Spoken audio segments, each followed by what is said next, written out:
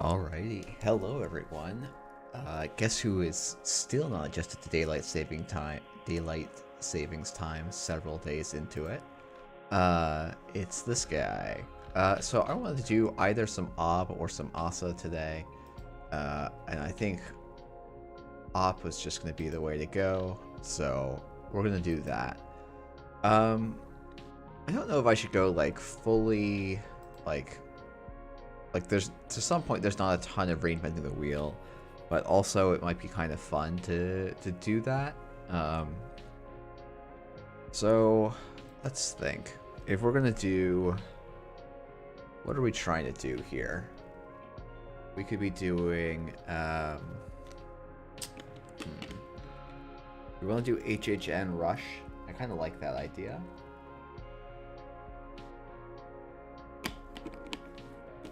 Let's just go all the threats Ob.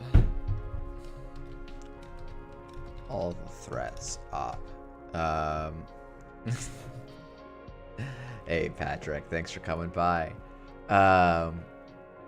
Okay, so we're doing all the threats Ob. That means we need to just do all of the feel bads things. So 2 hard-hitting news, 2 boom, probably 1 gaslight, economic warfares, hedge funds, extracts.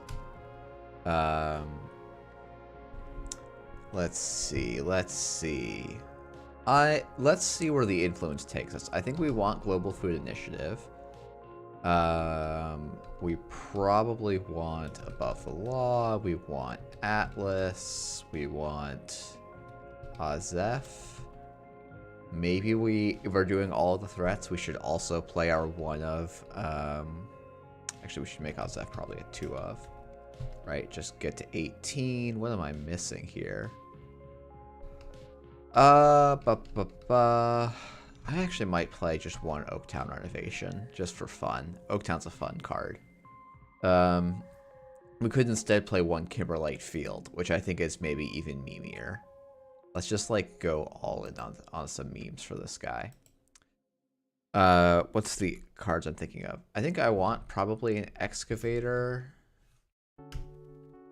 I probably want a single end of the line if I'm gonna do urban renewals. And let's see. I could see Thimble being alright. It's a nice 2 cost to grab. We're gonna do mutually assured destruction with, we're not gonna do mutually assured destruction with no combo pieces, I think that seems like a bit of a meme.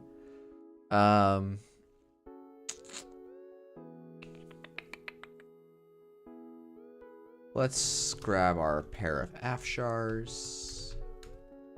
Like, yeah, we probably also want to grab what do you call it? It's the 2 cost regolith mining license. We're gonna, you know what? For that, I almost want to make this an all-in Kimberlite Field deck. And the nice thing is, like, we can turn our envelopments into Kimberlite Field fuel, because I don't think there's an installable anymore that costs more than 4. Or probably 5. So it's gonna be pretty easy to throw some rig at people. What's it called? Anvil? That's the card. I mean, this deck just doesn't do anything, but in a kind of beautiful way. What's it called? Sivkator.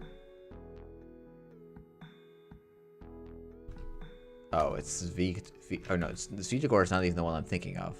What's the annoying sentry that blows things up?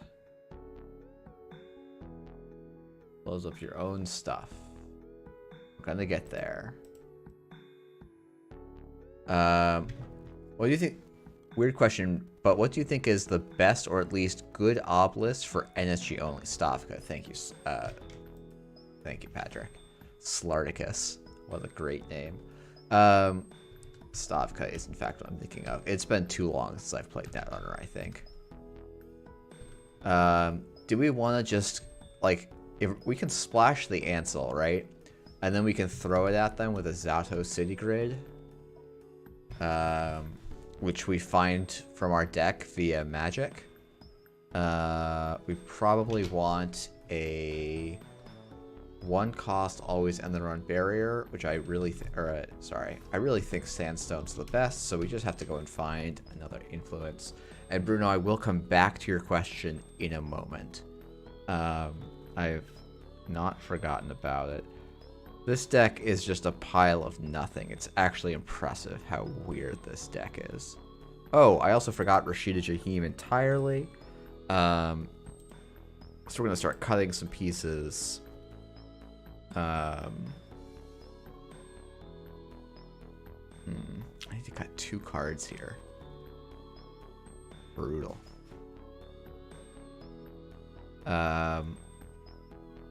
Who needs names when you use queries in the card filter? That's true. I mean, yeah, if you're building an op deck, the O2 is an amazing filter. Wait. Wayland has no other 2-cost ice except Formicary? That's wild. Either 2 costs. No wonder it feels terrible to build op, because you have no 2-costers.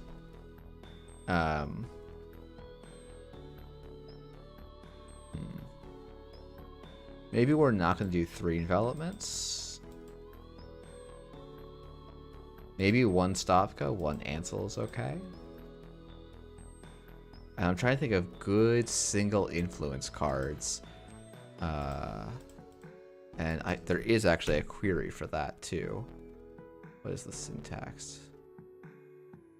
It is... Oh, goodness. They made this so much harder to use. I forgot about... Or this page... There's a lot of stuff, like... I'll have to just get used to. But... There's just a lot of stuff I don't actually love about new NRDB. Collection is standard. N1. Yeah, okay. That looks more correct. Our new NRDB queries. Do we just play a DBS? Like, it's a nice 2 cost. It costs 1 influence. We're not doing a lot of... I guess we're doing a lot of shuffling, which lowers its value slightly. Malia is kind of a funny one to blank tech instead. We don't have any real way of tutoring it, but it's kind of cool. Maybe that's why we put 1 excavator back in. Of course, we have no 1 cost, so we're actually never 2... Oh, wait, no, it's a 2 cost. And we've got, like, 1... Wait, do I have any 2 costs left in my deck? I have a Regalith Mining License, so I can somehow make that work. Let's see. Okay. 13 ice is probably fine. Do I cut the Zato? I feel like Ansel Zato is just like the combo of the deck. So we're not going to... I think we'll cut a Hedge Fund instead. And then we'll cut this Vitagor again. Okay, Bruno, on to your question. Actually, probably the Economic Warfare is better, but... Okay. So, what do I think the best, or at least good op list is for NSG only? What I would probably do is... where is it going to be? It's going to be here. This is, like, honestly how I find popular decks a lot of the time. Okay, well... So one option is you could do a half-run rig shooting combo. I think half-run... or I think, basically... where is it? This list, when we look at it, yes, you lose border control. You can probably swap in some Zato grids.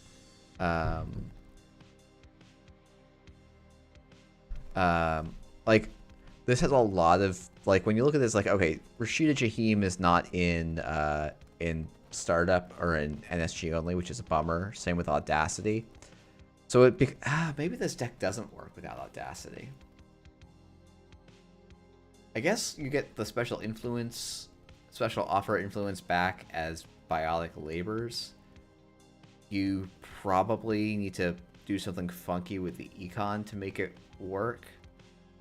So not that funky. The deck does make a lot of money.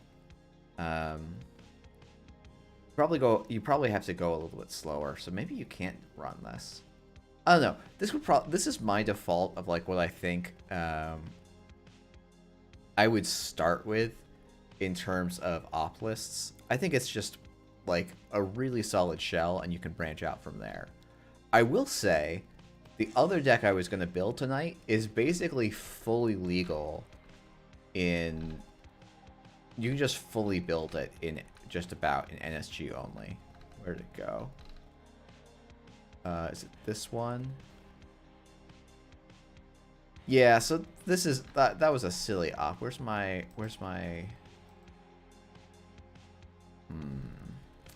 I found this earlier today. Nope, that's a Drago one. You could play Drago op, which is kind of good. Oh, here we are. It was this hybrid op. To make this list good, you just play two Bass and you cut some of this other cute stuff. But when you look at this list, this plan is play Biotic Labor, Mutually Assured Destruction away a 4-cost Ice to get you the Bass. And then the runner has a bunch of tags, and so instead of booming, you double end of the line, and that wins the game.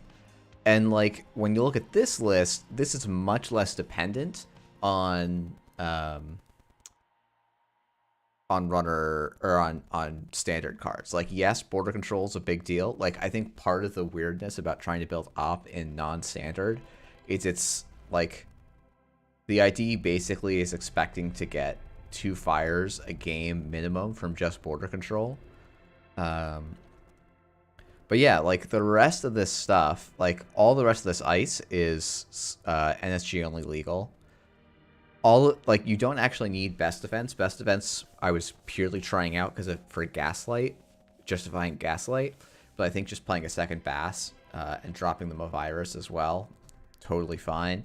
You can drop these GFIs for SDSs. And it won't hurt your win rate too much. And yeah, you can play the rest of this list straight up. And this would probably be actually I might start with an NSG only format. Okay, so we made this terrible op, so now we're obligated to play it. And then we'll go and play the combo op that I made. We'll play a combo op after that to cleanse the palette a bit with what I think should be a slightly better deck.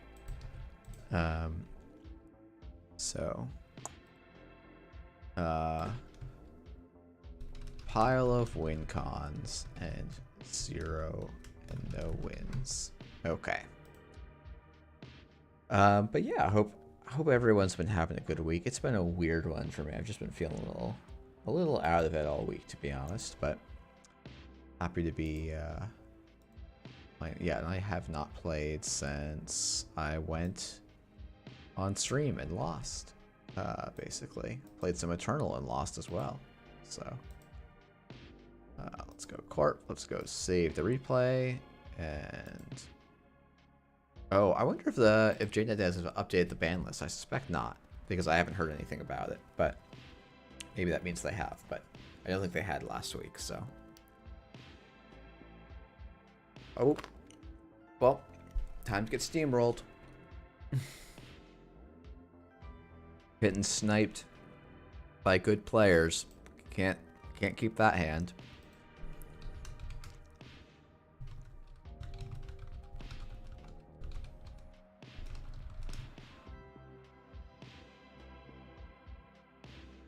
Okay.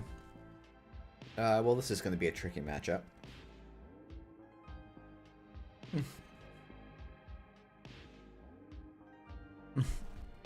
Hey, Gig, please. Yeah. Estelle Moon was a wild card. You know what's even more wild? Estelle Moon and Op, which is a thing you play in Eternal. That is wild, but okay, so we're gonna go new remote. Nope, you can see that. HQ and new remote. Now, yeah. No, Eternal's a lot of fun, but oh my goodness, what is happening? I think we'll res this. It's like credit, install on server 2, paying 1. What the heck?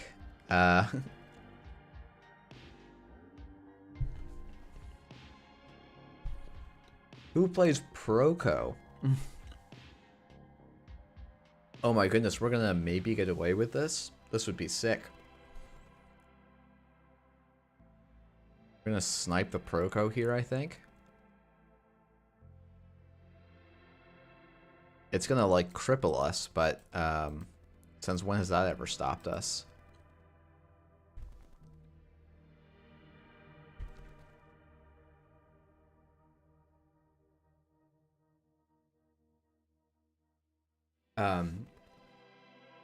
Yeah, so let me just go and find it real quickly. So this is my Eternal Op. You pop a Stell Moon, who then goes and searches either a commercial bankers group, but ideally an advanced assembly lines or a Markiel. Then, if this is still left up, you pop the Markiel and go and get a Rashida Jaheim or a Spin Doctor, or sorry, a Jackson Howard or a Gaslight, and it's just straight gas everywhere. Okay, we're gonna just credit, install on server 2, paying 1 to prevent. Apologies. But then the deck's actual goal is, oops, if you can have a Jeeves down, you can just, yeah, Jeeves is fantastic, or like, yeah, Markiel is just good because it's 3 copies of Rashida Jaheim. And then you just, like, mutually assured destruction, trashing your Jeeves and 2 other cards, and then you hit them with a high-profile target and win the game. So, Cake, please, I'll say, like, I maybe shouldn't have paid 1 for that Rashida if I couldn't protect it, but that's fine. It feels more like Netrunner than you think, because a lot of basically the runners has to be prepared for anything, which means that they have a lot of game plans that are built around disrupting the Corp's game plans, which then means the Corps have to, like, try and do some bluffing and stuff.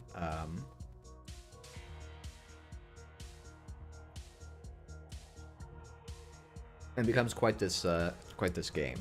Like, it actually becomes and resembles real games as Netrunner. Okay, we're gonna draw. Okay, cool. You can set up for that in a future turn. And we'll value Econ Warfare here.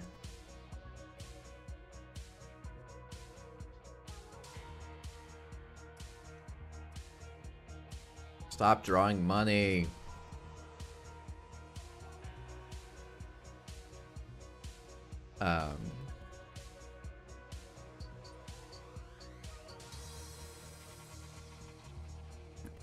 Okay.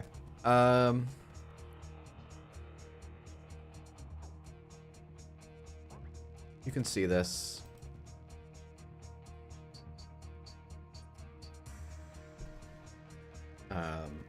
I don't care as much about the agenda as I do about the ice. And the fun thing here is if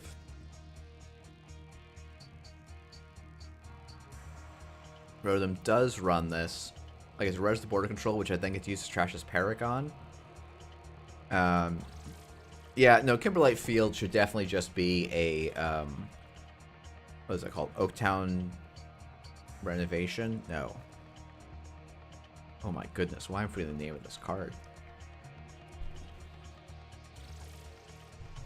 Oh, it is Oaktown renovation. Holy moly.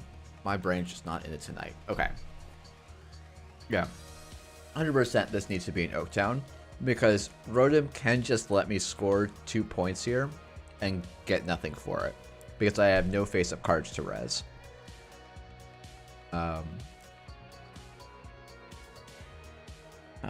Shoot. Man, this is why you don't eat cookies. Oh, good. Wait. Oh, yeah, no, this is bad.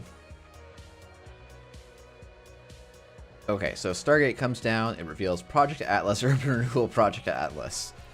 Rip. I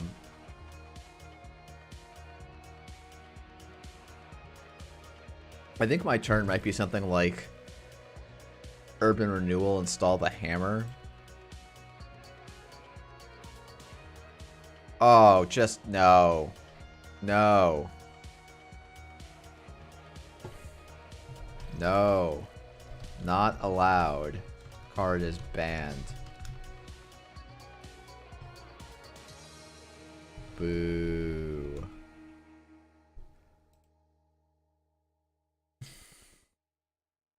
Man, that's brutal. I mean, like, statistically, it's fine. GG. Well played. Yeah.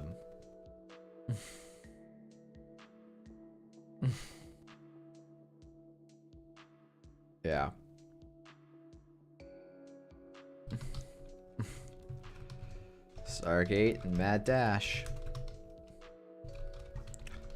Quite the combo.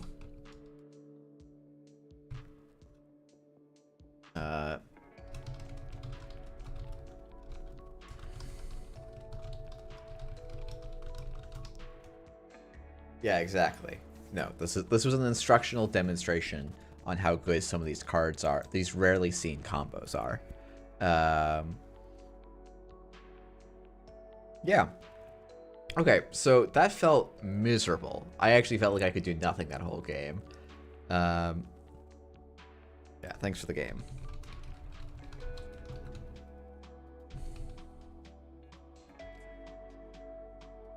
Alright. Man, whenever this is like... Whenever I call people by their name, I have a deep, deep fear I'm going to get it wrong. And this happens to people up to... It no longer happens to me when talking about my wife, but happened for many, many years of our relationship. I would just have a panic moment of, oh god, have I gotten the name wrong? But...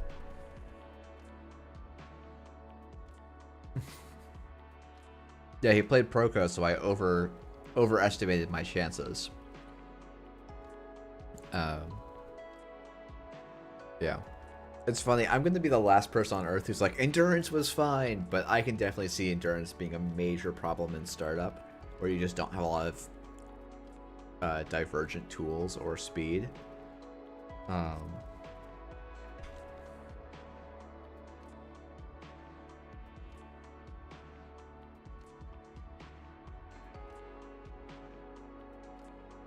And, like, obviously, endurance is, like, strong enough that people thought it was,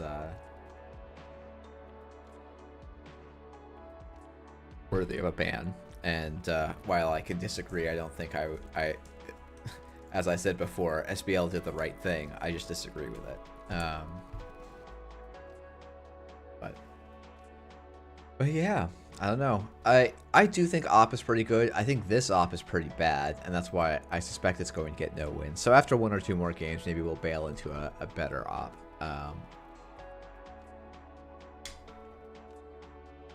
Also, for those of you who haven't seen for some reason, come and play in the accelerated meta test. Oh wow, I didn't put any images in there, so this is just a block of text. But on the 25th, I should actually fix this, but because this is now easier to see. On the 25th, starting at 1600 UTC, we will be running a sort of just a regular old event. The winner will get a Circuit Breaker Invitational invite. With 6 people going, we might hit the 20 or so we need to give 2 invites out. This will be in standard. I've got one person already streaming. I've got another person who's volunteered to judge. So, hey. Yeah, hi, Jeff. Sorry for the wait. I mean, this is a cool-ass hand, so we're gonna keep it. I don't think it does anything, but...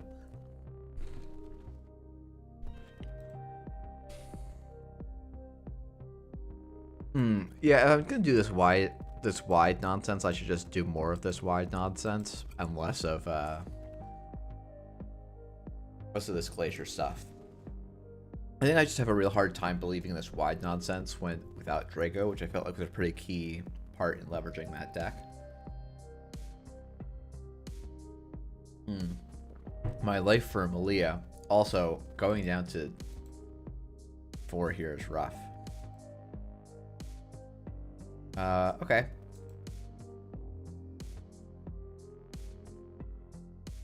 We're just gonna put that naked on the table. Nothing could possibly go wrong. Yeah, my agenda suite's for a faster, jammier deck.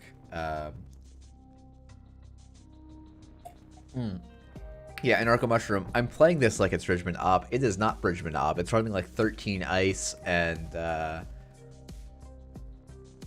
it's just trying to be rushing and glaciary, but then also just randomly playing Econ Warfare nonsense stuff.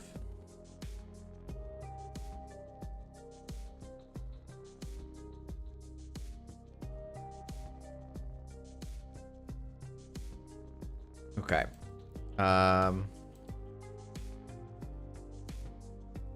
Nope, we'll grab, where is it? Atomic Warfare, and we're gonna go bingo, bango, and we can't actually score or land the HHN, so we'll do this. I should have done the math there, but man, Oshiko's sure got a lot of text to say, be a super proco. The suit credits didn't actually matter, but they felt like they did. Because Hoshiko would have been at 6, so it wouldn't have made a difference at all. But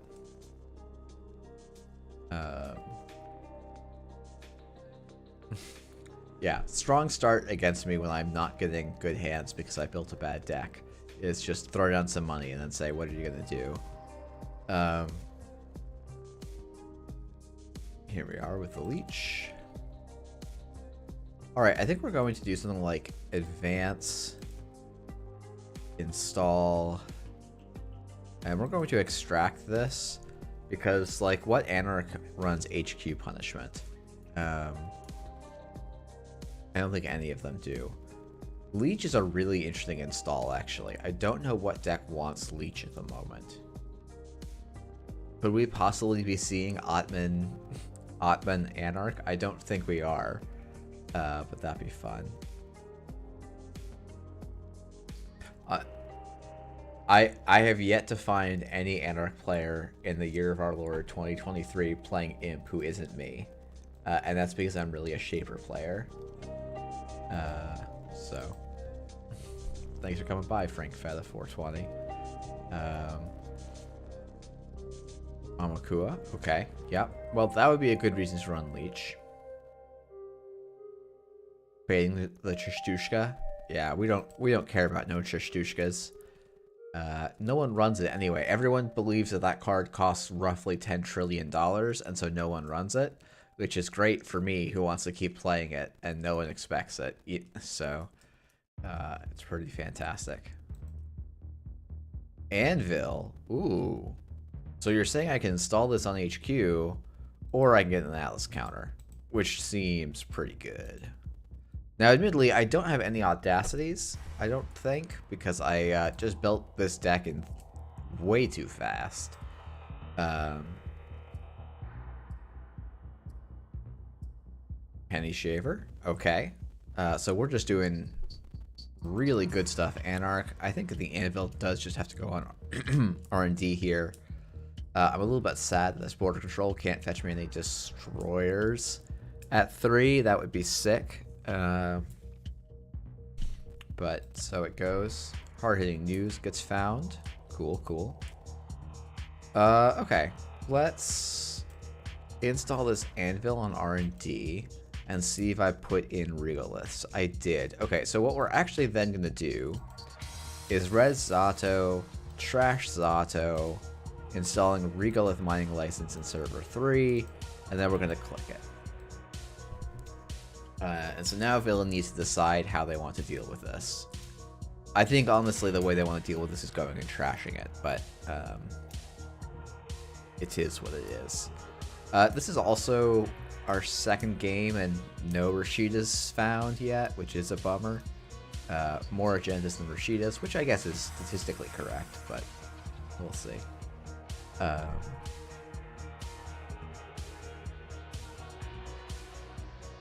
let's take that down just a touch. Maybe that's still audible, not sure. Steel Skin, half third of the way through the deck. Hippo comes down. I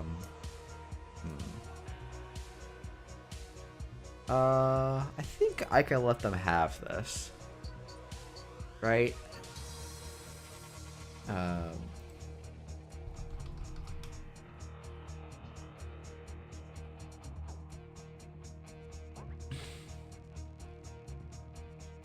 Resing this to just make them spend a click seems not ideal.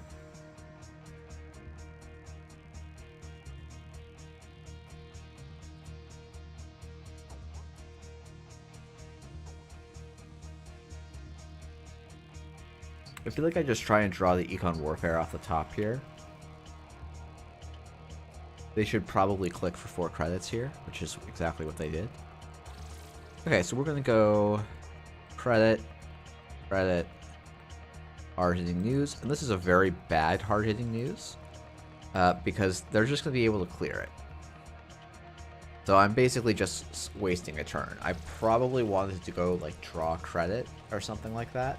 Try and actually propel my board state forward while hitting them with this HHN. I guess they're going to go down to 1, and their economy is fairly run-based. And I have the Atlas counter, so maybe I'm setting up for a second go-around, but it's tricky.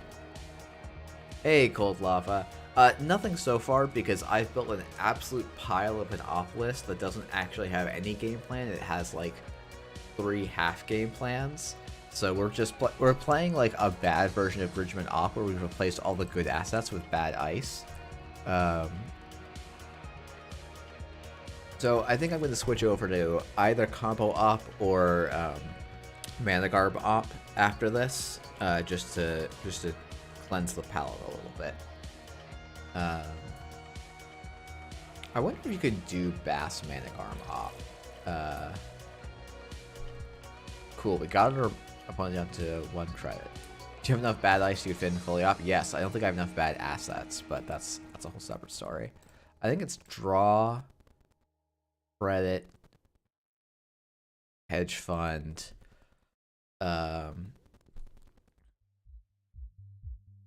this anvil would be good to get down. I guess with 9 credits, the runner actually can't run right now unless they find some really good, unless they find a day job, which of course everyone knows is not legal. So the joke is a little bit bad, especially for those of you who are pretty new to Netrunner. Let me go and I forgot to get my command prompt up and running ahead of time. What am I doing?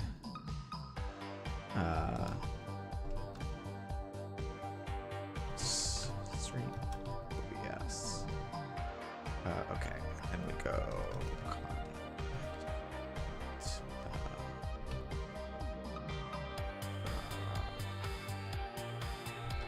Python.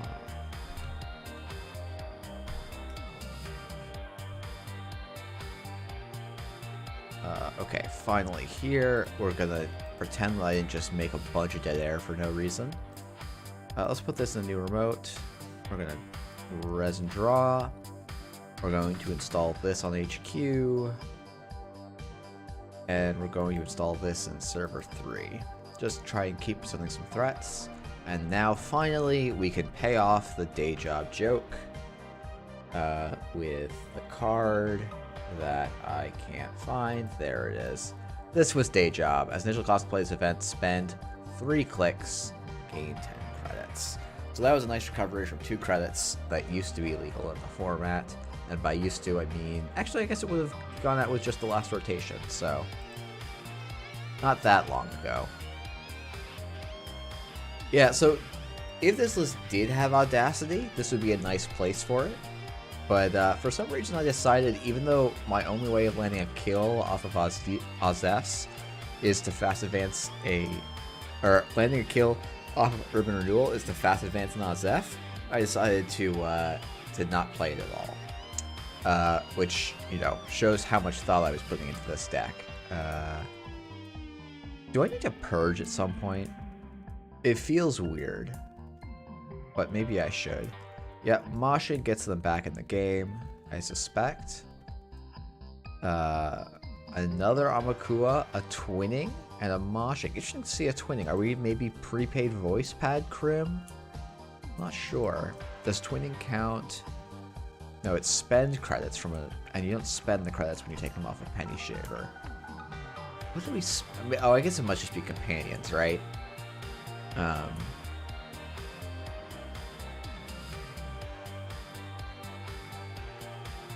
actually will say, though, an anvil hit on this board feels pretty good. There's a companion coming down. Where's my Kimberlite, though? Fans, score. Yeah, Day Job is a great art. And a good mat, which I had been good enough to get one at the time. But, yeah, I know this is one of those weird things where I'm like, oh yeah, I'm probably, between commentary and judging, I'm probably not playing that many more big events, especially in person. I am also, for those of you in New England, I'm getting together to organize a Boston one, and it looks like I heard back something about tentatively.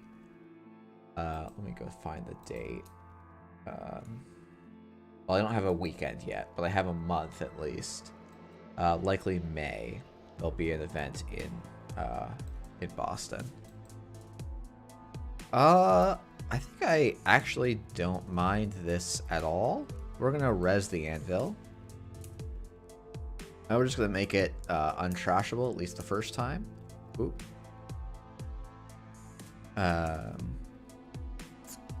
Don't want to trash this border control? Sure, we've got another in hand. And we can trash the Spin Doctor afterwards.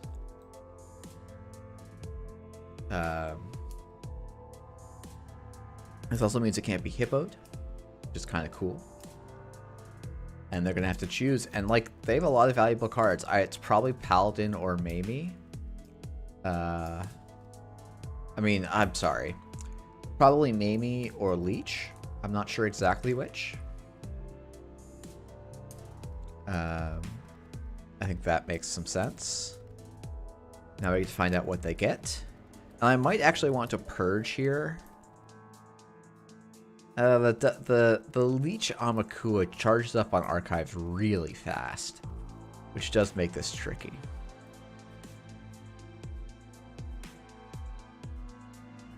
And I can't keep throwing away my own cards forever.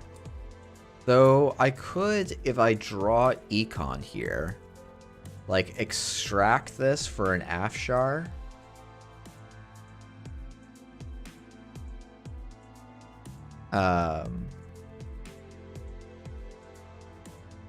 And then grab the HHN out of the deck, potentially. Is Atlas Econ worth it? No, and I also forgot they got credits off of the Dirty Laundry run, and so we're actually, like, out of range of being able to HHN them here, which is a real bummer. I think I might install this envelopment naked on archives or something, with no intention to res it. I really would love an Econ card. Oops, I almost just like looked at my deck. With 2 extracts down, I actually probably want to shuffle them back in. I think I'll put this on archives. We will click for a credit. And... cool. You know what? Let's just install this on HQ. Do I want to really put my border control there, though? I guess we're just going to draw a card because we're playing like an idiot. Okay, does Malia blank? Yeah, because DJ Fenris gains text with the hosted identity. So Malia would blank DJ Fenris.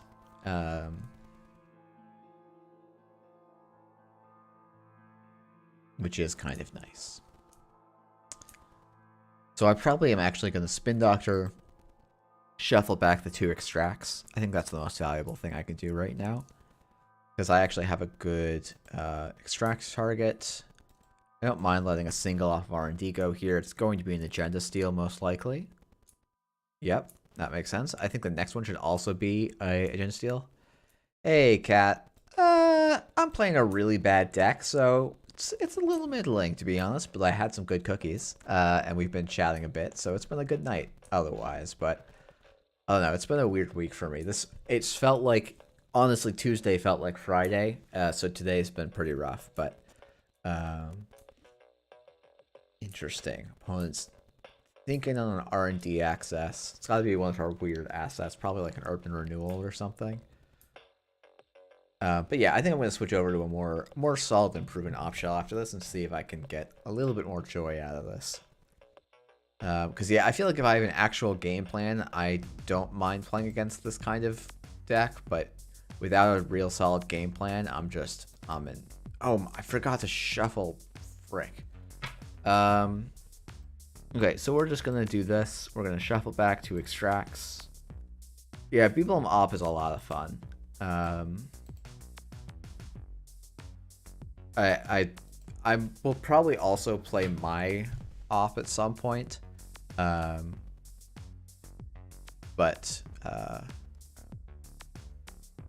yeah, I don't know. What's the new one? Is the new one using Zato Grid and just like trying to blow up the runner's rig? I've forgotten if that's the case. If that's what you're referring to. Okay. Yep, no further actions on this one. Yeah, rig shooter rush. I think when Ben was talking about that, they were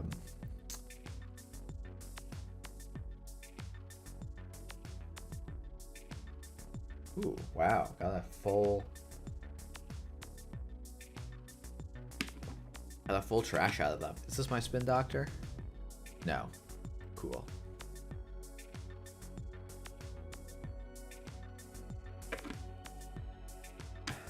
Yeah. Beeblem top 8'd worlds. I think they nearly made the cut. Or nearly made top 4, I think. We'll shuffle back. What do we want back here? Probably just econ, right? Maybe we'll put back a border control, because we're probably going to have to do a little bit of rush here. Oops. Yeah, I don't want to rest there anyway. This should probably also be an agenda, but we're getting quite lucky. Ooh, that's pretty good. Okay.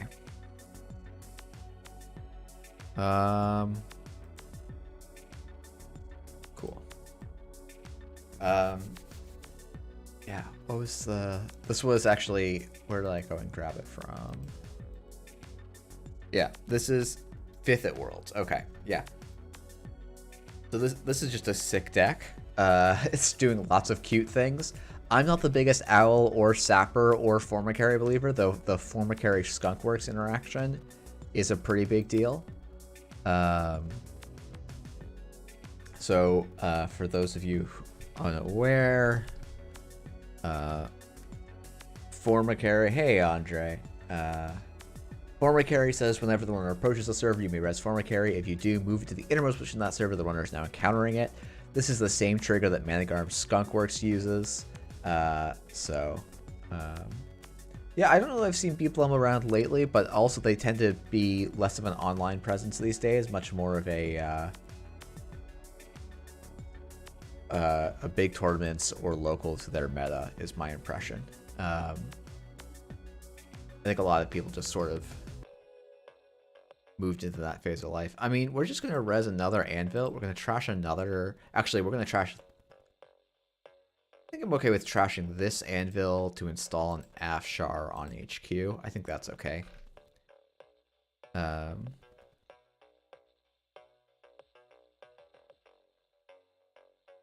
then we'll fire on broken subroutines. I forgot that that's actually a thing I get to do. And they trashed a paladin. So we sniped a paladin and a mystic. So we've paid 8 credits to snipe 2 credits worth of drip. But you know, you win some, you lose some, I guess.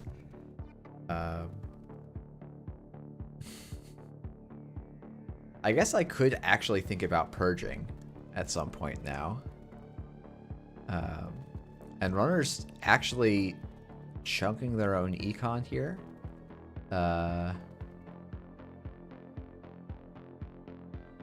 So I don't mind that. Even for a DJ, it's not that great. Hey, Diogene. Oh, you're right. Anvil did give me a credit back and cost them 2 credits as well. So it's, you know what? I'm almost coming out even on the 2 Anvil reses. And they definitely have dissuaded some runs on HQ. Like, I suspect GoHawks wasn't running HQ for a bit there because Anvil was genuinely frustrating, which maybe means I shouldn't have trashed it, but you never know. We will remove... you can...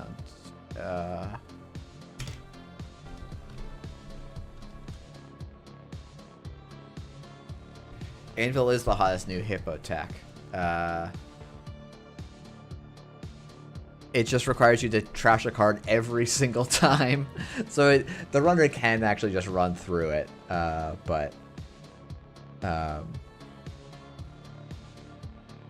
Yeah, I mean, Anarch Breakers do make it I mean, even then, it's like still a decent economic tax, but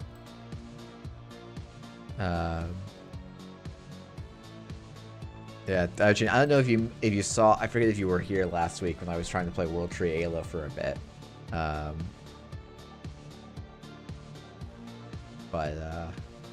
mean, the deck could find stuff. I think I need to be a little bit less all in on it, and a little bit more in on like actually playing Netrunner.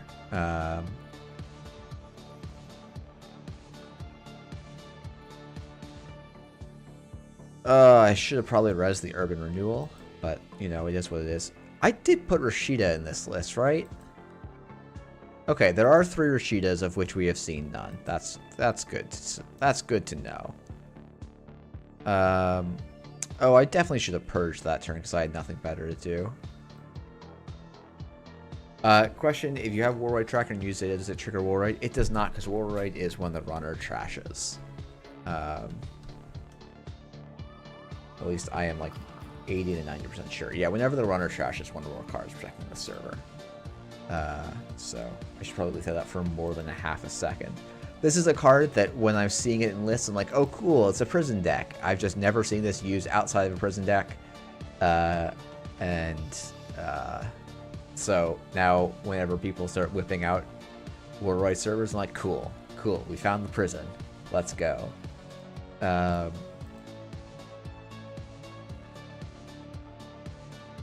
What server looks scary? This server? I don't see how it could possibly look scary. I think I actually just let them trash it. Me resing money here is just a mistake. I probably do just need to purge here. I'll get some extra value out of the fermenter install, I guess. And we can res the Urban Renewal, probably. Is there a good general strategy for prison besides going slower? I'm not sure what you mean.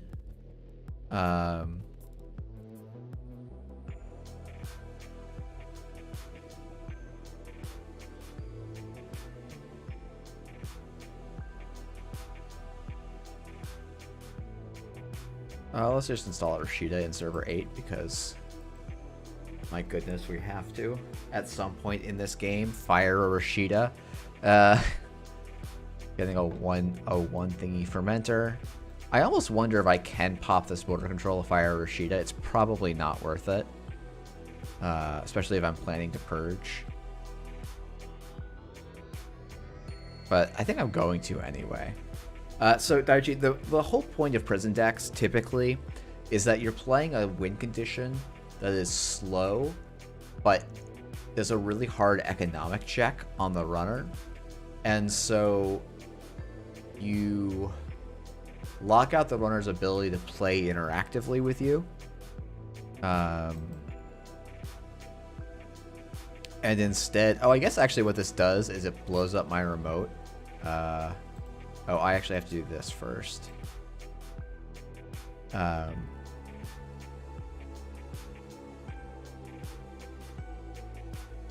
Yep.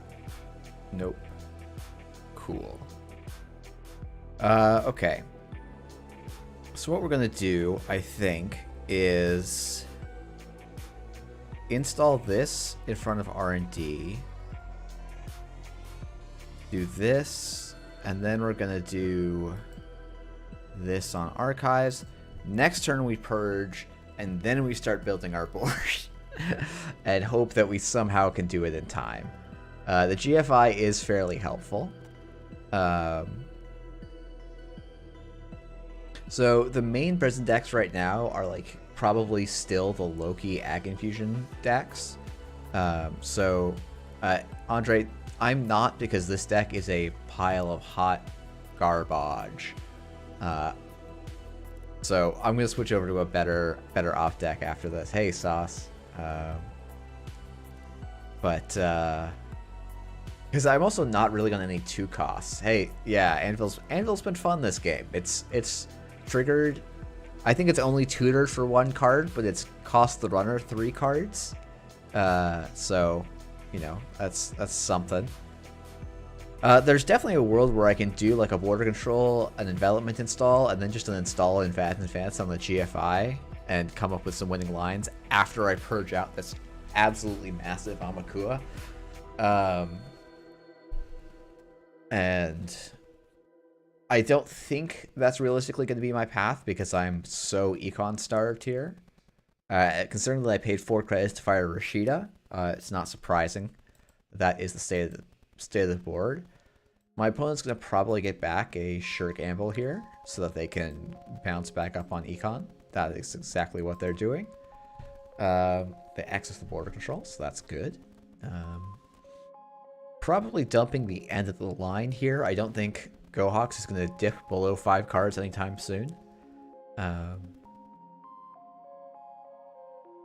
yeah. So the Loki Ag Infusion Prison, for those of you who missed it at Worlds, the idea was that you would play one of Loki. So you would choose another piece of red ice. It would probably be something like a DNA tracker, or an Anansi, or a Chiashi, and then you would have Trieste model Bioroids, make it so that you couldn't even like try and break the Loki. And then, because you were Ag Infusion, you would just try and boop the runner into it. And that was the whole play. But it ended up being a really big, expensive, difficult to play combo. The biggest problem with that archetype is it didn't get a catchy name. Branding is important. What, Ag Infusion Prison or Loki Ag isn't enough, but alright, so we're Gohawks I'm going to assume smartly in holding a Deuces Wild to do some exposing here. They can expose all of these ice and choose to make a run. Seeing the Stavka, that's unfortunate. I would have liked to keep that trick up my sleeve. But yep. So finding the weak point, 18 credits. They were at like less than 2. But I guess they had a lot of money on Penny Shaver as well.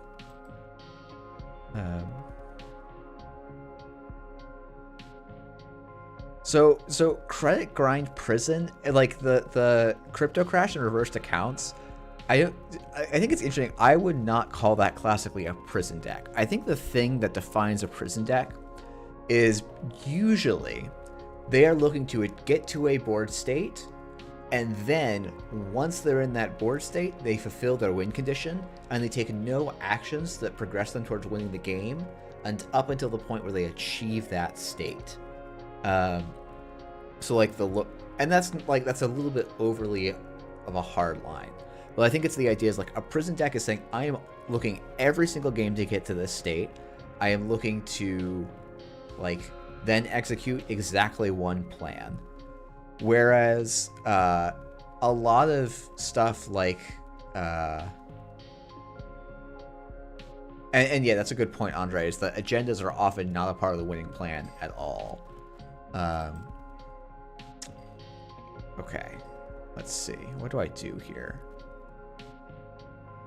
Man, runners make so much damn money. I mean, like, my deck's garbage, so I really shouldn't be talking, but...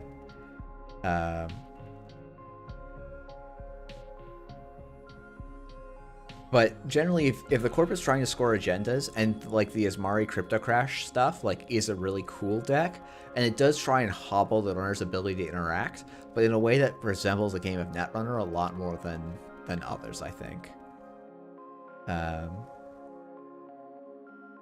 Hey, Orbs. Well, I think this is a deck that I am like really like. Building Op is hard. I tried to build it quickly and hybridize an already 2 hybrid decks. It's wasn't my best call. And we're just getting run over by Amakua. Amakua is just like flaying me. We might be scaring opponent here, which would be nice. But I suspect our opponent's a little bit too good for that. Afshar and Anvil, though, done a ton of great work. I mean, this Hosh is just really good stuff. Hosh, like, I think it's a really nice idea. Just a nice execution on the idea. Which idea is better between Smoke and Dow? I'm going to say Dow, but evidence is going to point to Smoke quite strongly. Like, Smoke is definitely the much more widely played because it lets you do something alternative to all the other decks. And there are a couple of players who are really good at playing Stealth Smoke, and some really good players that think that Stealth Smoke is like really good in this meta. Oh, that's my boom. That's unfortunate. But basically any access here was unfortunate.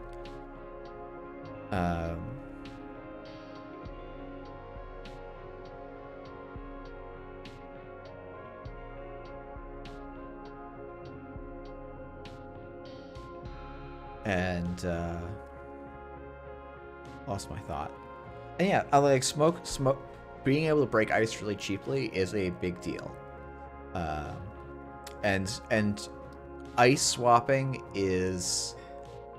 relies on there being positional ice, and some ice is easier for you to break, and some ice is harder for you to break. And that's not super common. Well, I wouldn't give to be able to just snipe this DJ. Holy shit. This DJ is recurred 4, 3, like, this DJ is worth, like, 8, no, 4, 8. Yeah, this DJ was worth, like, 14 credits. It's pretty wild.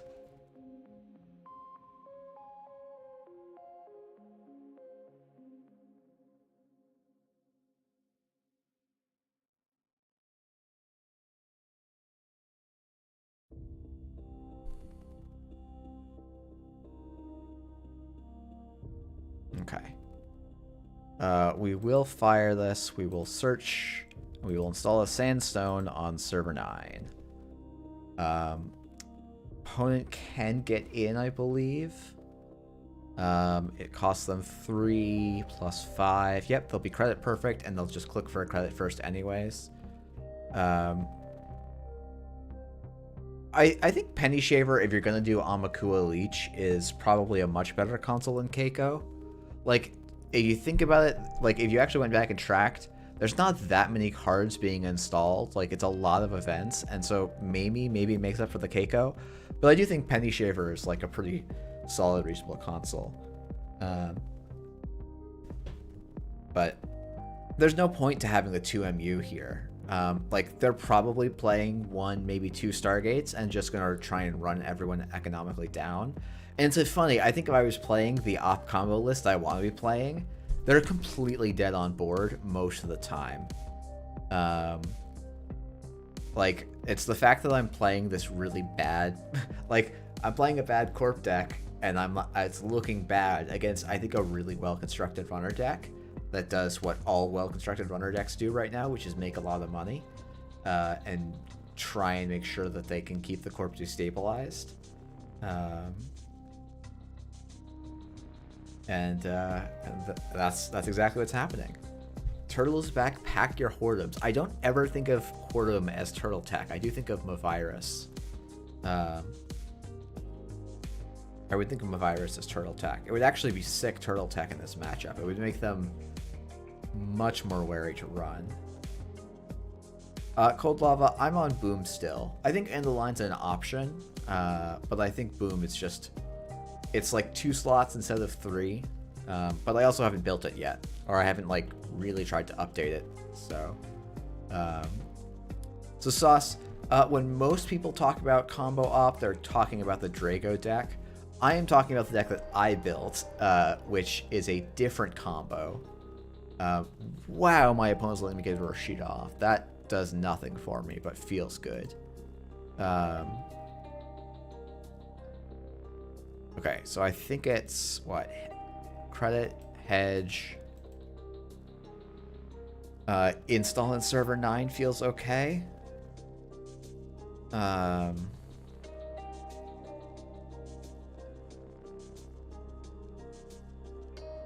I think no one's running stone ships anymore.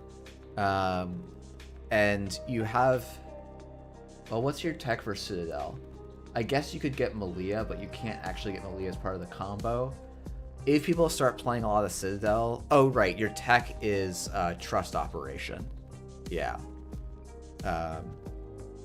And, like, the one thing I don't know is, do you play Gaslight to make the Trust Operation, like, a findable card, and then you can just, like, grab other pieces? Or do you have to do other stuff? I think my next turn is probably something like Res Urban Purge, discard the other card. Maybe even discard the Azef. Because we're slowly getting things out. So the point about the combo op is that it's really hard for, like, every No Free Lunch just adds one additional face-up card that you need to get, that you need to trash, but it's usually not that hard to have face-up cards. And I also haven't heard of anyone running No Free Lunch anymore, because runners make so much money that you don't need to worry about hard-hitting news, and then Drago's banned, so there's no tags in the format. I think as soon as someone places well playing combo, like the Mutually Assured Destruction combo op, that will change, but I think you will see more No One Homes rather than No Free Lunches if you're looking at tech. Yeah, I also, like, haven't shown up to that many casual nights lately. I don't know, I just have so little faith in the like HHN decks. They were already super on the edge of being competitively viable in the last meta, and I feel like the Drago ban just, like, obliterated them. So people just aren't on No Free Lunch that much. Like 419 could maybe do it, but oh, that's very cool, Cat.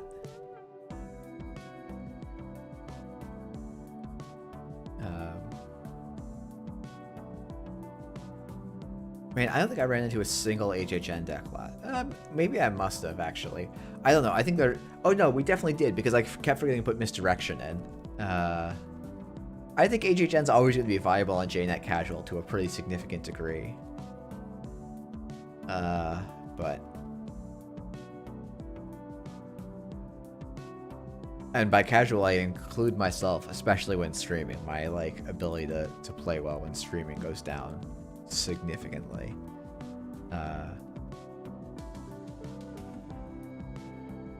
It's fucking Steve. Fucking Steve. What were they thinking bringing him back? A wild choice. Yeah, it probably is. I'm just being a Debbie Downer. I don't know. I feel like Misdirection just made the Shapers stay even. Like, I don't know. This is like Anarch and Crim didn't even need it, so I don't know. I don't know. This is just me arguing with the stream as I do every single stream. Don't know why you all tune in if I'm just like, no, you're wrong. But appreciate y'all coming by nonetheless.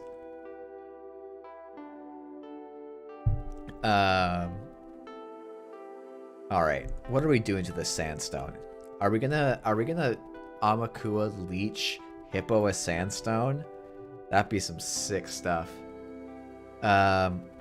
Let's go. I mean, with only 10 cards left in R&D, I'm definitely in some trouble here. Though they might open themselves up to HHN here. I mean, don't mind if I do, I guess. Yeah, I mean, we're gonna go credit. Actually, that's not what I should do. Sorry, we're gonna undo click.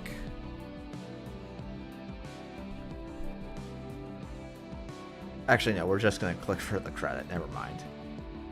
4, 7, they're on 8, so I need to boost this by 5 to get to 9. And there we go. This game is going on for so long. I mean, the runner's playing no multi-access, so of course this game's going on forever, and we didn't draw. Zadstug I totally did, and that would have been worth it there. 100% that would have been worth it. Yep.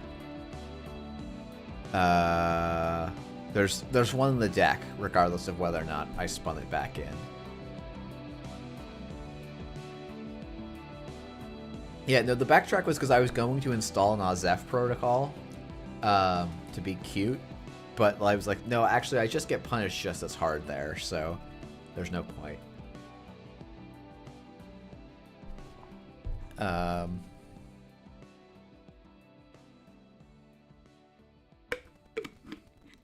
Searching archives has been fine.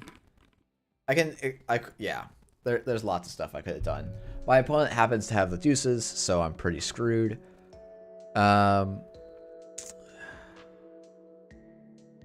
It's purge.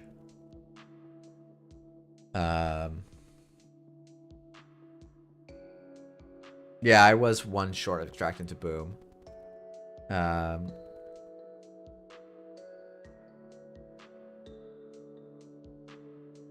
Do I have a second HHN or am I out? I am out. I have a spin doctor left in R&D still. Well, it probably doesn't have to be super worried here, but they're going to get 4 off of Penny Shaver. Oh, they're going to get more off Penny Shaver, I see. Yeah, I'm just like I've lost this game. I'm very much checked out at trying to win this game. I win this game because my opponent completely flubs it, not because I've done something brilliant. The Econ Warfare play though would have made a big difference, so that's on me for missing that. Spin Doctor off the top. Go credit. Extract this. They know what that was, so they weren't going to run R&D, but whatever. Let's just... Yeah, let's get this hedge in just to clear it out, and then we can purge and try and set up for one more kill go round, but this is so grindy. Okay, so while we're doing this grinding, we're gonna delete this deck. Did I read Eric's article today? Did he put out another article that I'm unaware of? We haven't talked about Eric's article on stream. Honestly, I kind of disagree with a lot of the article's foundations. I don't think it was today. There's no way it was today. It's got to have been a couple days ago.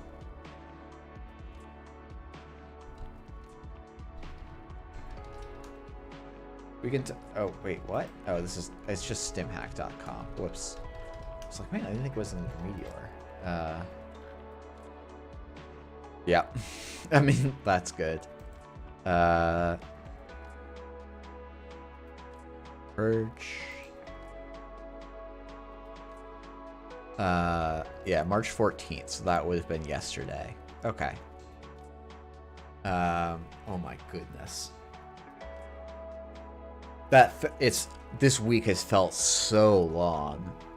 Oh my goodness. Kat, I'm totally with you here. I thought this was like a I thought it had been like he had posted it on like Saturday or Sunday or something. I forgot that there was like a whole set of drama with that article. Okay. I mean, honestly, put me out of my mercy here. Please. Like, just steal 2 agendas off of a single here. The article was about Pi. Yeah, definitely. No. Come on, just kill me, please. Yeah, missing the economic warfare line was like the best one. Was my one chance to win this game, I think. I got very obsessed with this being used for some other use, and I can't imagine was it. I mean, Eric's article was an Eric article, so it was controversial, or it was tone pitched in a way that was confrontational. I think to a certain perspective. And there's no, you know, I don't think there was any real drama with it, to be honest. But yeah, it's funny. It's like, I think Eric's article, like, I agree with the thesis, but I don't think the evidence supports his argument. It might be the least controversial article he's ever written. I just disagree with a lot of it. And like, I know a lot of people don't, but yeah. Anyway, we can talk about that quickly after. I think it's a well-written article. I read it before it was out. I knew it was coming. I disagree with those points. I didn't think they were significant enough to like make any real changes. And to some extent, like, it doesn't matter immensely.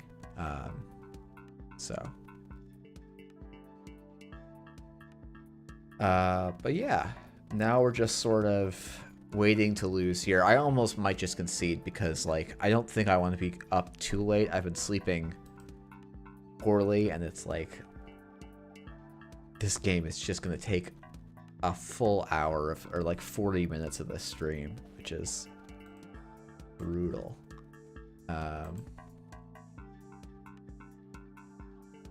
Yeah. Look, I don't think... yeah.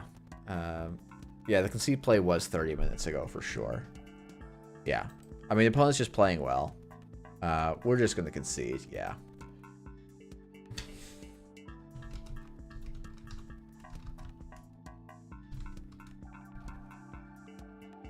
Okay. Okay, so... oh, that's rough.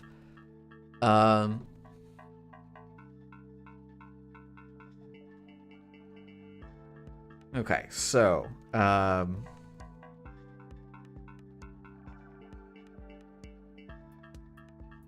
yeah, it's... So let me, let's see. Well, okay. So, like, I think this description of Taplats is true.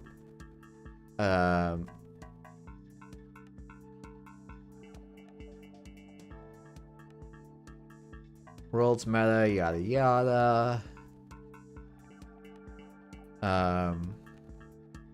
It's like there's just some really interesting omissions, right? Which makes it a little bit difficult to me. So Ob-ering game, yes indeed. So it's like, okay, ultimately World's format was loved, only while it remains underexplored. The game continued to coalesce around Hoshiko and R+. I agree that Hoshiko is definitely the coalescence that should have happened. I actually think the R+ coalition is...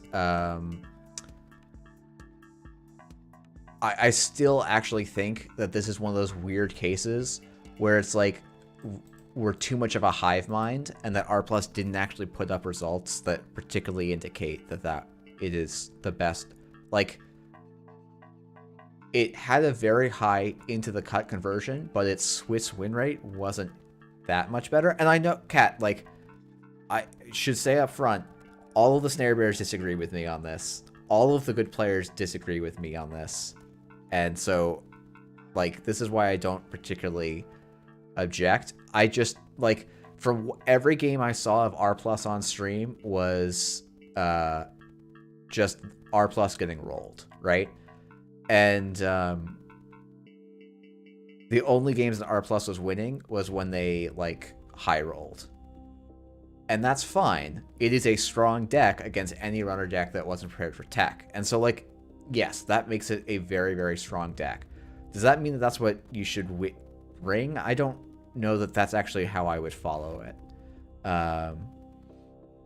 And, like, I'm not going to go to the bat defending that R+ deck. I think it was pretty abysmal on every front.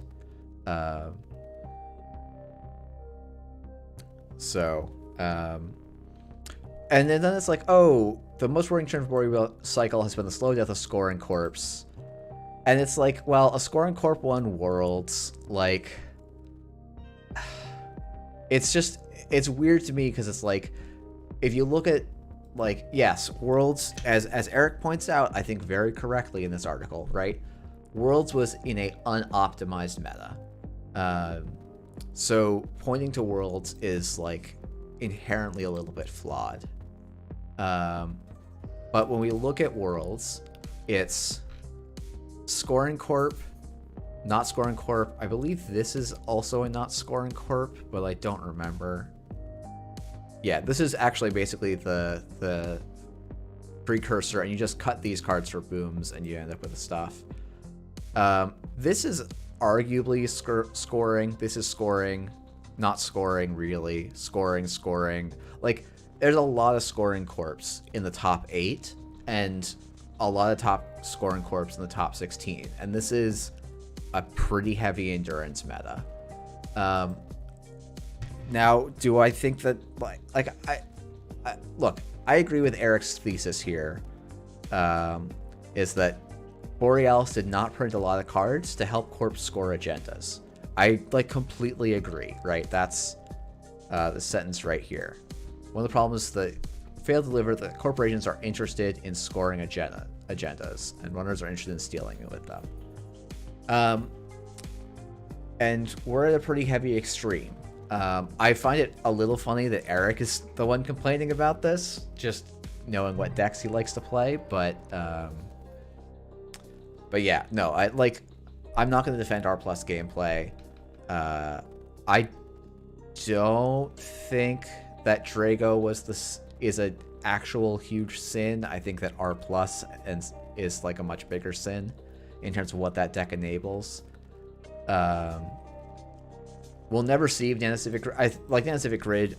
It's weird, right? Because this is one of those things where, like, hey, Nanocivic Grid is shaping up to be the sin of Parhelion, but then we never saw it actually do anything. Like, there's this. Yeah, it's like I don't like my criticism here because it is incredibly nitpicky about a lack of evidence and the omission of sports metal entirely from this discussion. And so, like, I don't disagree with his thesis. I hope that the next set solves the problems addressed here of, like, making Corps want to score, making runners want to play multi-access and not just sitting back on $1 million. But this article for me felt very weird because it felt like it was conveniently ignoring all of the counterpoints to it in the meta.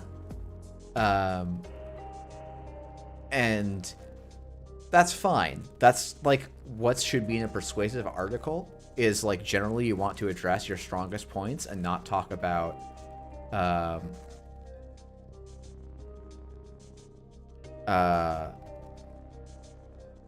you want to talk about the things that highlight, and you want to talk about your strongest point. And I think Eric makes a lot of really strong points.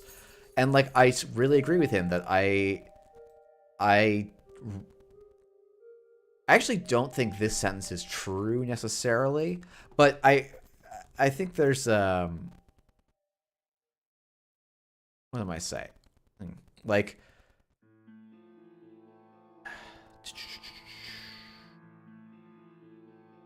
what am I trying to say here? I think to me, this is the core complaint that I have a lot of sympathy with. Like, there's just too much generic good stuff runner. And we seem to be stuck in that. And Eric is, along with many good players, very worried about Turbine. And my response has been, Turbine is yet to show up because I play Rush Corpse. And and they're like, yeah, of course. But, what happens when those Rush Corps stop winning? And I'm like, well, we'll get there when we get there. But yeah, I think it's like, to some extent, there's some real struggles where the new cards didn't do a lot to make the meta feel different from the last one we were playing in. And I don't know how you fix, like, this is why in my criticism of my criticism of the SBL, I was like, hey, I think what you actually need to do to make the game feel different, which isn't actually the SBL's job, right? SBL's job is to make the game feel balanced. Design and dev are supposed to make the game feel exciting and new and refreshing. And so I kind of hope, and I think it's too, like, I don't know, I would be surprised if they were like, hey, when Bell Tower comes out, we're going to ban a bunch of standard econ. But I think that's kind of what you have to do. I think other stuff you could look at doing is banning something like Mad Dash. Like, I'm actually surprised Mad Dash is still legal. I think that's a huge reg win card that just doesn't really get talked about. It's just kind of wild. It's like, yeah, Stargate Mad Dash, like, it actually just destroys any corp. I'm like, it's pretty shocking to me that we haven't banned it yet. And then it's like, hey, it's like, the frustrating thing is, like, none of the cards that make reg much better than everything, none of the cards that make reg runners good are over curve right now. It's not like we're in an era of Temujin, right? Where Temujin, like, makes every runner deck ever, like, 6% better, and you can play anything you want with it. It's like,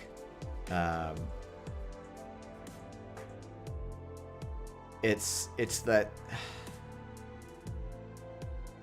like, you can go in with no game plan / one Stargate as the runner and just win because you've got Mad Dash, you've got Stargate, and you can often, like, just there's a lot of forces that are making runners too strong. And it's like, I was talking today with some people in this game. I'm like, hey, I think Class Act is a great card. I also think it should be banned.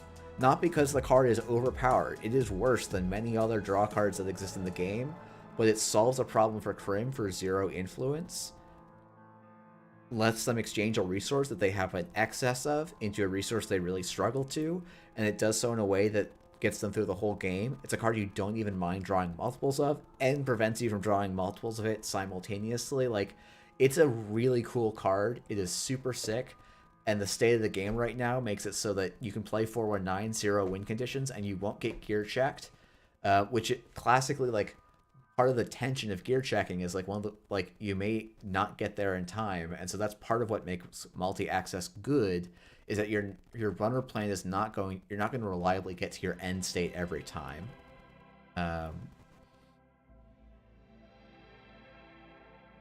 So James, your comment is, part of the issue I see is that every deck is some form of mid-range tempo reg.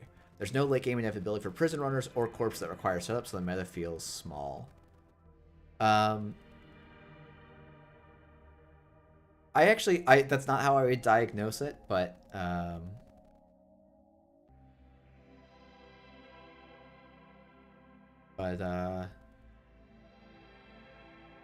yeah, Turbine Hoshiko is definitely a late game prison runner.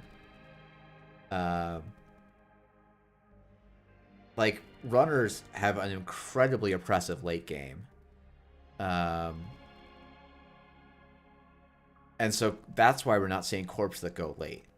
Or if we do, they're Sandberg corps, right? Which I think is, like, a deck you can play on JNet. And it will probably win a CO, honestly. Like, it's got solid enough bones to win a small CO.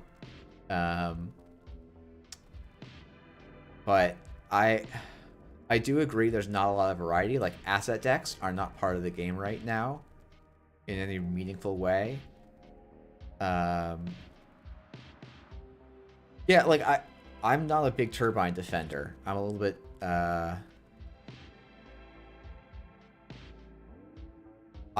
it's a card I'm not going to bat for. It is a little frustrating as someone who really likes to play Shaper that the powerful cards that Shaper got in the Borealis cycle are gonna get banned. Like, I'm not gonna go to bat for Turbine. I don't even know that it's gonna show up, and I'm still totally fine with it being banned because it scares a lot of people from playing decks they want to play.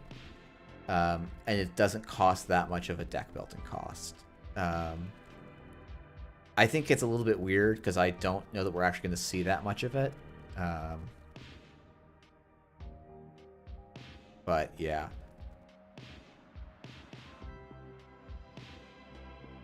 All right, Kat. Well, appreciate you voicing disagreement. I'm not going to call. I'm going off my own, off my own impression of stuff. I'm not actually particularly informed on this, to be honest.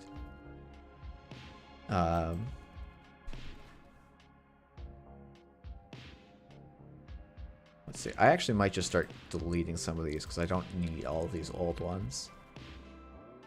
Okay. That's Eternal Op, Barhelian Hybrid Op. Oh, okay. So we actually ended up in a pretty reasonable place. What we might do is cut like an ice. Oof, this is... Yeah, I think it's the Anvil. I think I just like Anvil more than it's good. And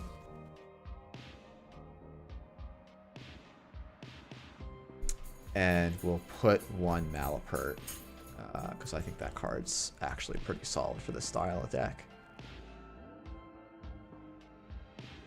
Personally, someone who has played some variety in prison, everything from under an MTG, the energy prison options for core have been underwhelming and oddly implemented. Yes, thank you. Best defense should be Trust Op. Indeed. I think we could probably cut it entirely, and we could probably cut the Gaslights. But we'll give this a shot.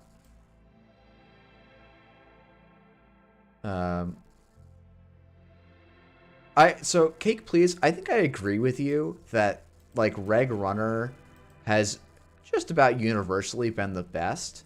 I think the thing that is frustrating about the Reg Runner at the moment is that it doesn't actually have any exciting decision points. It just sort of sits there trying to not make mistakes.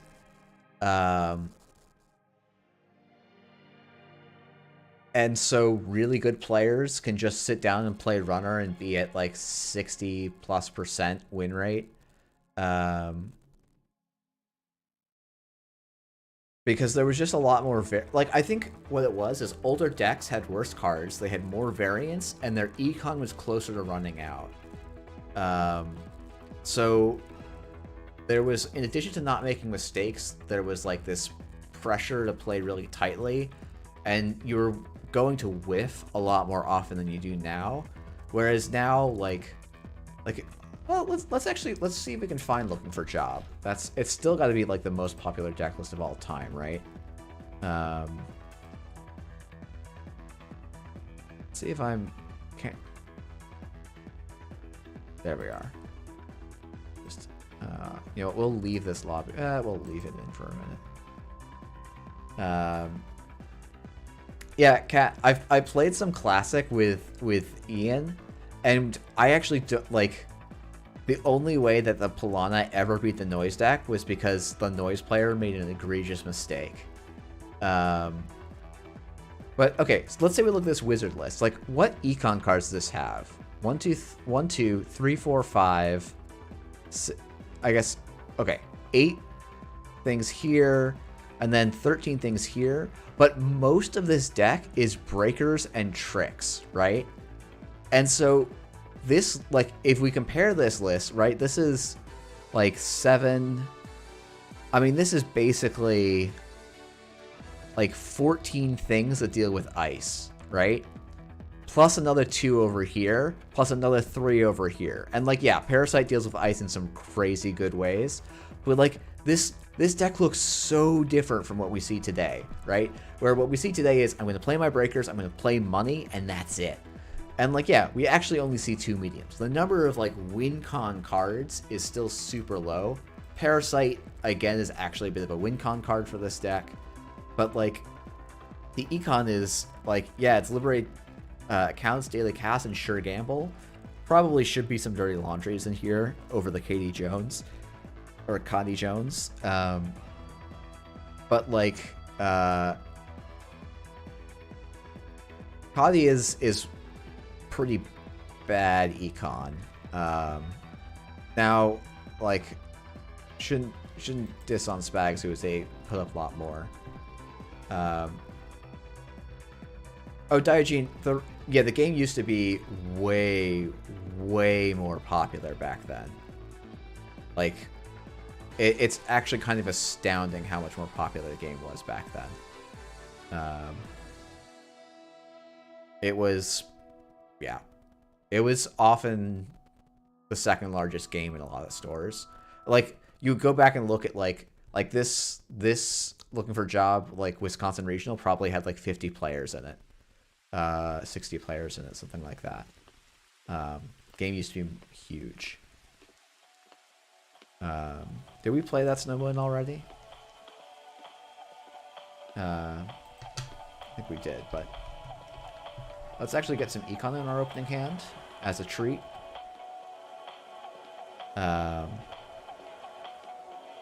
We did. Fantastic. Okay, so I think it's going to be bingo, bango, bongo.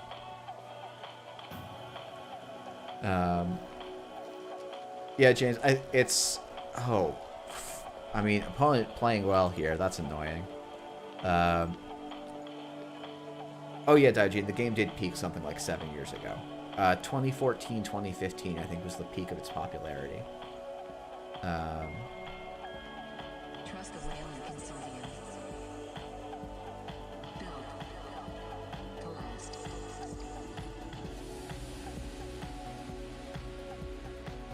Well, we got rolled pretty hard, but that's okay.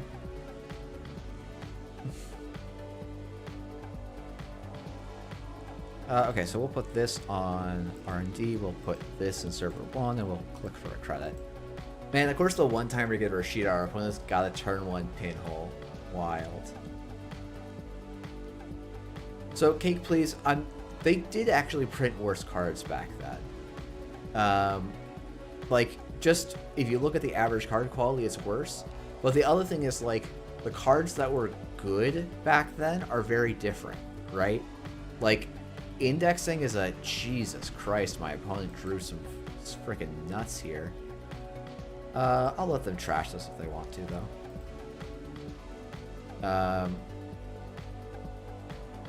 I don't think the cards... I actually don't think... I think, like, Cuddy Jones' Symmetrical Visage are much weaker than a lot of econ cards that are making the cut. Like, Netrunner the Eye's got Powercraft. Grimoire is, like, a bad console here. It's not bad, but it's just, like, it's not a great console compared to the power of something like a Keiko or a Paladin. Woof, this is a draw, though. Of nations.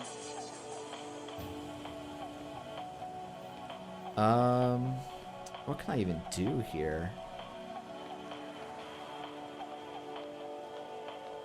But yeah, consoles have gotten better. Generic econ, like econ that doesn't require specific conditions, has gotten way better.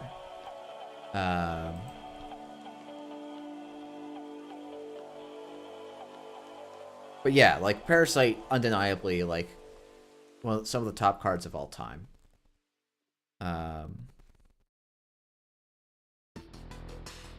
Yeah, I don't mind a single on HQ here. Yeah, and Siphon Moons is like definitely, like there was definitely a peak. FFG hit a higher ceiling. Like we've been coming down from that ceiling.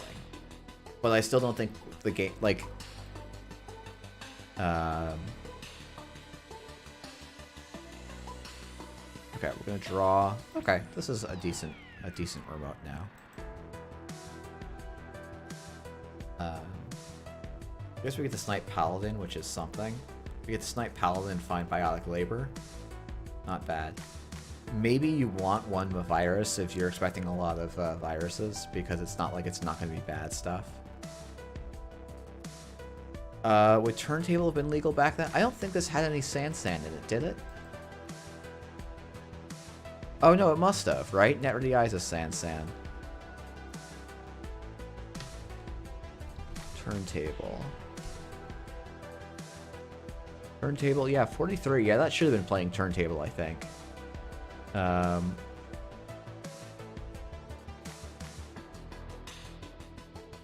I forgot I did this. What was I thinking? Jesus. Let's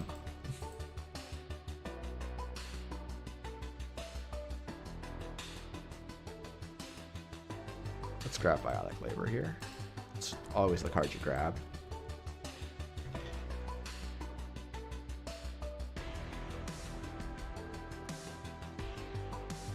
Something was notable about Netrunner back then is the ice was a lot worse, so clicking for a credit was a lot more valid than econ option. Yeah, I think ice was a lot worse. I mean, this was still going to be in the era of Astro Moons, or Astro Train. So, like, the demands on what a runner deck could do was pretty big.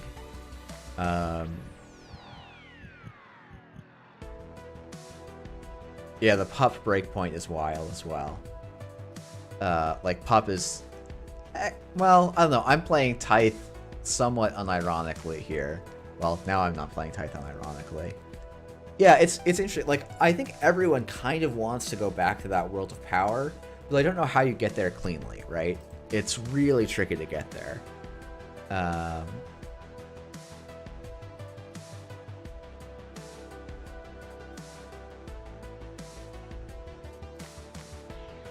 I going to do something quite dumb? Where I just install Advance an SDS and then like extract my R&D ice.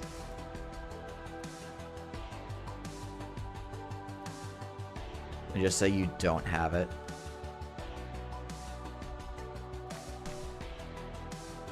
Well, I don't know that we need Anansi and Hydra to exist. Oh, extracting the upgrade would have been reasonable too.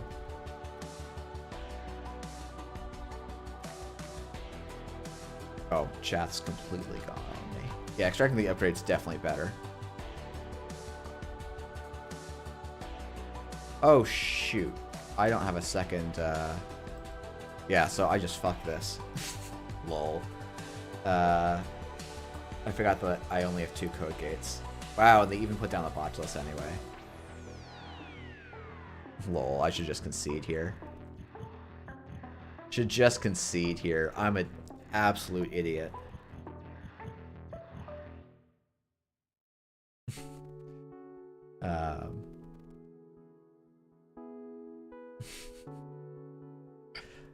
Hard to be more punished than this, to be honest. But we're actually not dead. That's the fun thing about this. We draw, we install on server 1, we install on server 1. Yeah, too much generic econ is like my working theory as to why things are the way they are right now, but I actually have no strong evidence for it one way or the other. And the ice is definitely too powerful as well on average.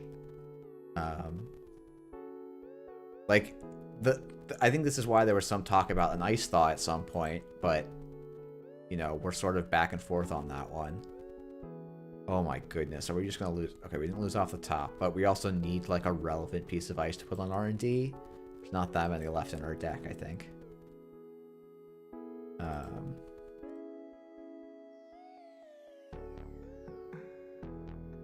Okay, Stavka's a good one. Okay, so I think it's Gaslight Server 1. This on R&D. This on R&D.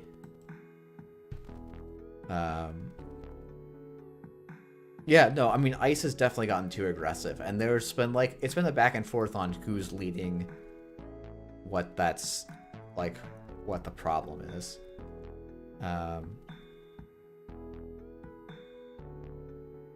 As a newer player, Glacier seems like it'd be terrible if it was good, but maybe if ice was weaker, it wouldn't be the slog like modern Glacier looks like.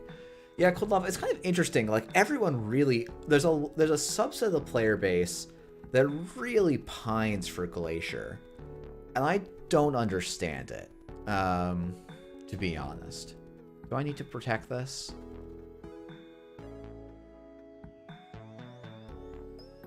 Probably not. They've got 1 click left, so actually I can do this. Mid-range Glacier, like, I don't know.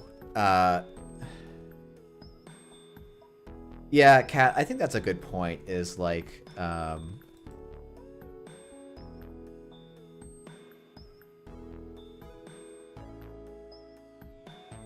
do I go and get the mutually assured? I probably do here.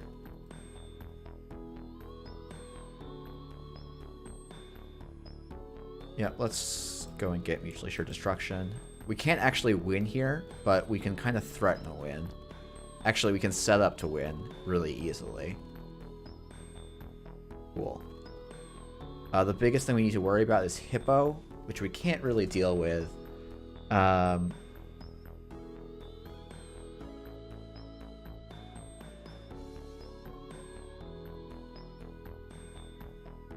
Okay. So we do actually just need to go and extract this. Install a 4 cost. Oh shit, you know what we do? Instead of getting a border control, we get an anvil and put it on HQ. And then we click for a credit. Yeah, so like, older style of glaciers had like different points of vulnerability than modern ones do. Like, because a single ice was less good, you would bounce around a bit more. But you would also, like, as the runner, like, you had to find, because your economy was a bit more finite, you couldn't always get in the remote, and so you had to find ways to exploit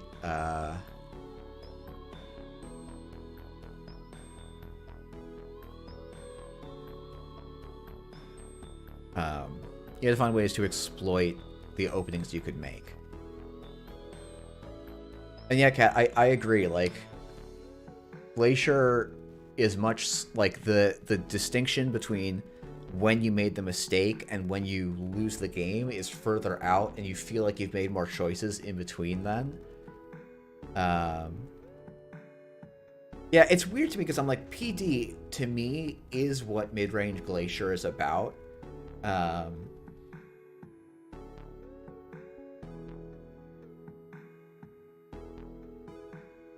Oh, wild. Yeah, this is actually a line here.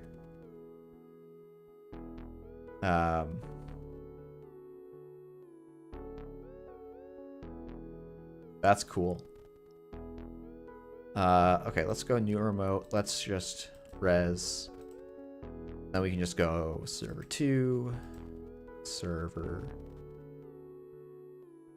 2, and we're still good to win the game here. I guess it is, yeah, it is more tempo rush, but I don't know. I think if you go back and play, like, old style ETF, you'll discover that, like, that deck didn't sit back and do nothing, for 4 turns. Let's go put this back. Let's go put back the boom, I guess. I think next turn I just install Advanced Atlas, click for a credit, and, like, you just gotta make them run.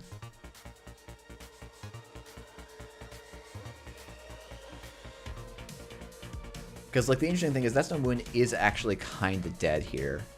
As soon as I can res an ice that they can't hippo. Oh, wait, no, I'm dead here. What am I talking about? Holy shit, I'm an idiot.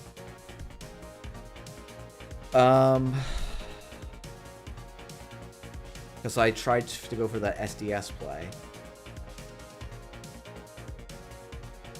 Yeah, they just run server 2, click 1, and I lose.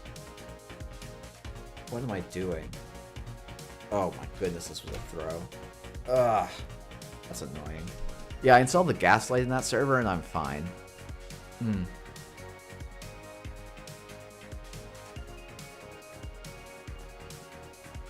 It's not too late to biotic. It is too late to biotic if I want to win the game. Ugh. Yeah, I think I just cut the gaslights for GFIs and playing a better game. It doesn't actually make a difference because of the mad dash, but it's fine.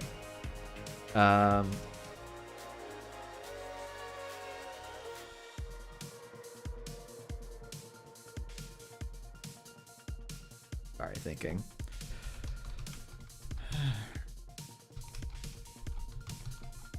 Made a mistake.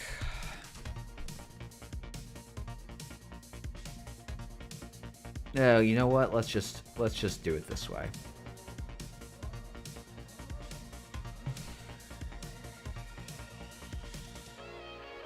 Yeah, I mean that's a super punishing mistake to make. Yeah, just not thinking about my agenda score area at all. Okay. We'll just go Bing and we'll go credit. We actually need 12 credits to do the combo here.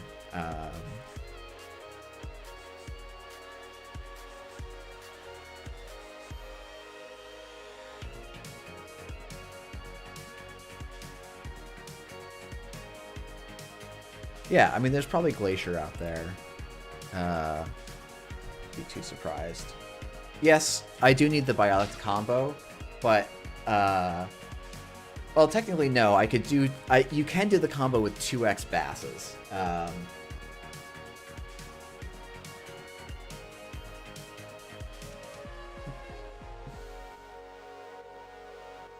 But basically, I realized that this server is completely unsafe, not completely safe, and so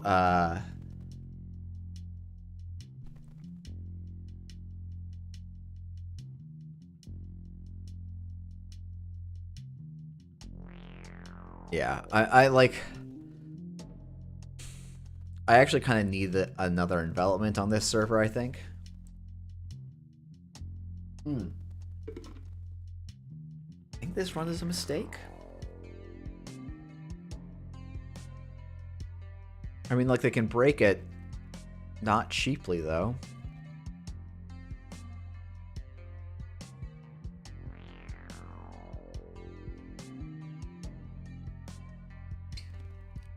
But, I don't know. Like, I threw this game with that SDS push.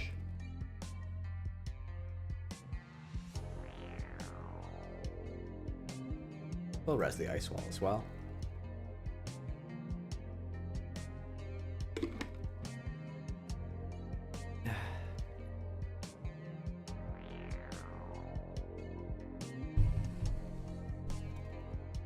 Alright, so it's not a spin doctor. Yeah, we really do need an envelopment on this remote here. It's basically our one big piece of taxing ice.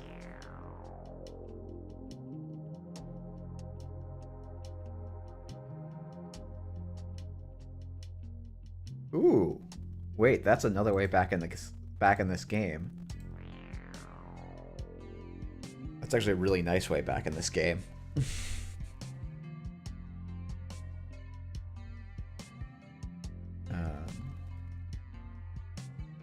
Yeah, I mean, now they're going to run R&D every turn for a credit, but how good am I finding Yakov? Not great.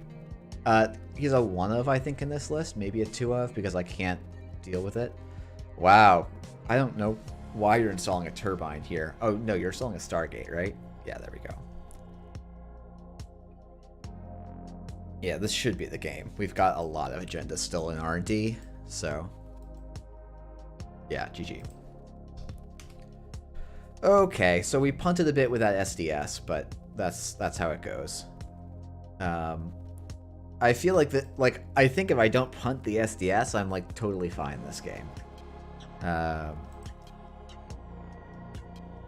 Because basically what happens is we get to this board state where I have the whole combo in hand, of the Biotic Labor, the Mutually Assured Destruction, and the Boom.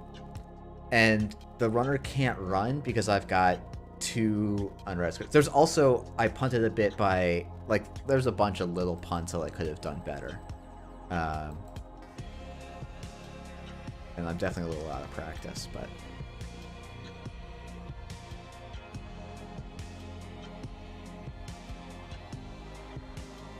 it is a prison deck, it just gets there quickly. The runner can't run where there's unrest ice. This one has Bass, yes. Hey, that's not fun. Yeah, you played that really well. I like completely... The SDS push was like just a boneheaded mistake. But you punished me well, and you played it very correctly into the combo, so...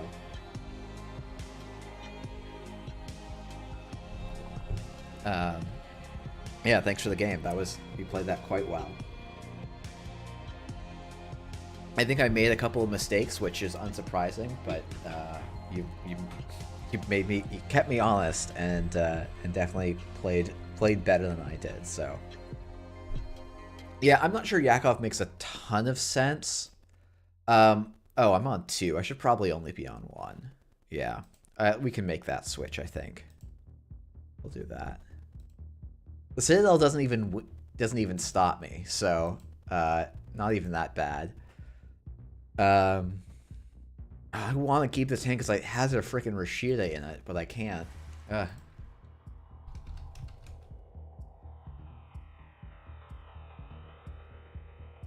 This is not a bad start, though.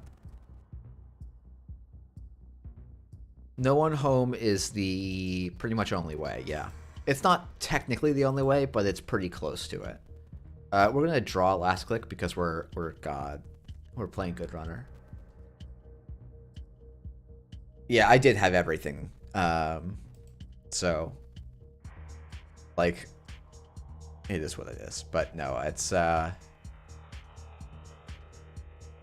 like if I'm gonna play Gaslight, there's no reason not to play a tech card like that, so let's see. I think this is new remote server 1. Yeah, we can advance this.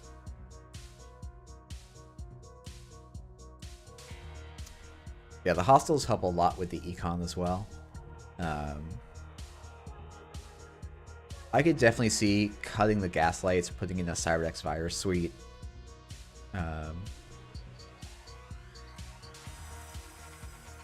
Cake Please, I think it's my favorite, much more so than I know it's the best. I do think Op is really well positioned. Maybe not this Op, though I've been high on this Op for a long time. Envelopment is actually a super frustrating ice for the early game, and this game bridges from early to mid really well.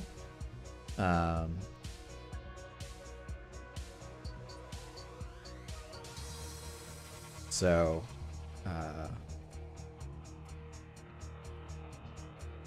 I don't, yeah, we can mill the top 4. Losing the Biotic Labor's a bummer, but we'll get there.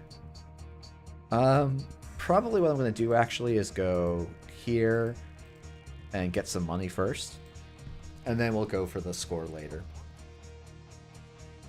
We can trash a mutually assured distraction from our hand, so that's easy to do. We don't have a 4-coster out, so we're not that close to the combo. I mean, this combo has a lot more pieces on board than it does in hand. So I haven't found it to be super bad.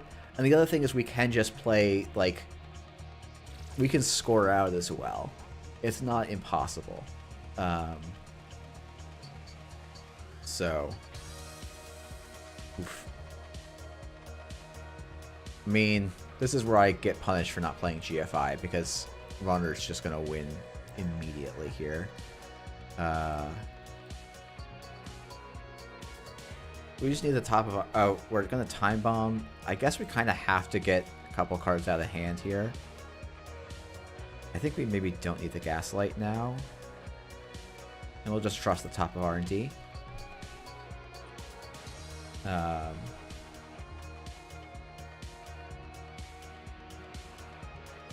yeah, I mean, we can tempo mad them at some point here.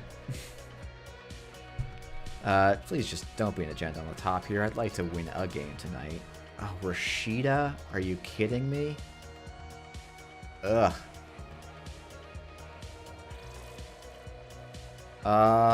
Do I put this behind a single? I mean, I do, right? I think you just do this. And this. And we're going to just trust R&D again, right? This is 5 agendas out of our, like, 10. And we're just about halfway through the deck, so we're due for a non-agenda for a little bit.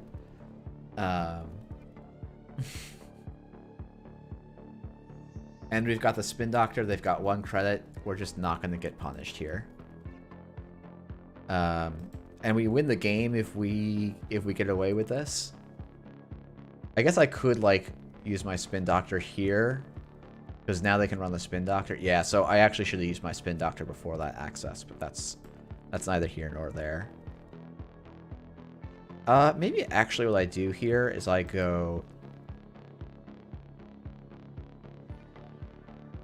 No, I think I just have to score. And then we're just going to shuffle back the Spin Doctor and get as much. What's the agenda suite? Want to know the cost of GFI? Yeah, I mean, the cost... So, the cost of GFI is really high in this list.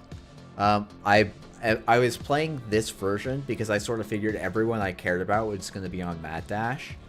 For this 10 agenda suite without GFI. So 2 SDSs, 2 Hostiles, and then a bunch of X2s to round it out. Okay, so we win the game. Cool beans.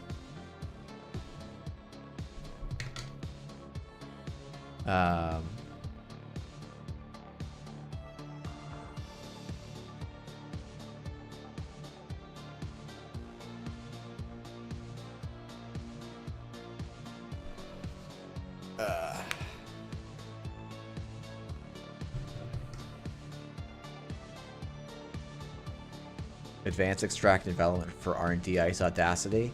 No, because I wanted the Audacity so that I could just win on this turn 7 here.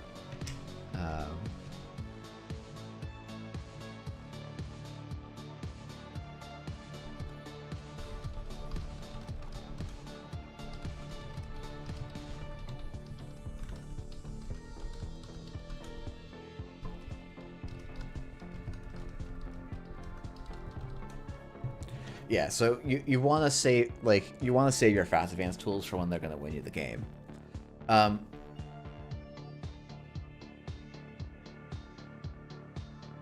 So we'll do another and see if we can actually get the combo off once tonight.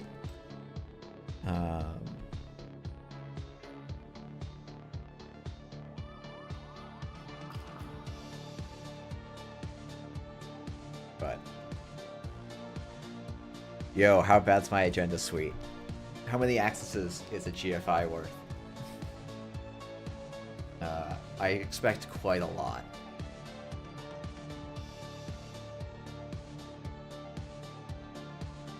GFI is going to be, what, 19? Oh, interesting. That's pretty cool, actually. I guess it must be because the Hostiles make the agenda suite really weird. Yeah, that's kind of cool.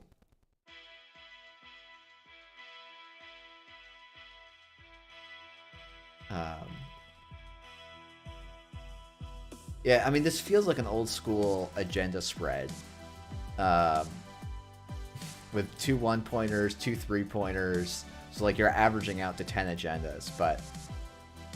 I mean, the cool thing, Cold Lava, is that most of the time, Mad Dash is not going to do a ton against my agenda suite, I think. But, like, Mad Dash wins on 3 steals against both this deck and the GFI version, right? The only permutation that's different is if they steal the SDS and the Hostile, right?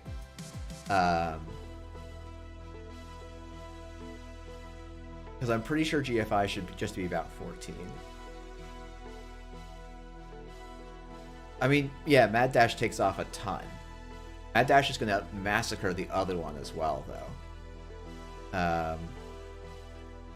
So, James, it does for this deck. There are other decks that make it less common. But yeah, I mean, fundamentally, right? If you require 20 points and 50 cards... oh, wow, it's 2 cards different. That's really interesting. I'm surprised it's that much better.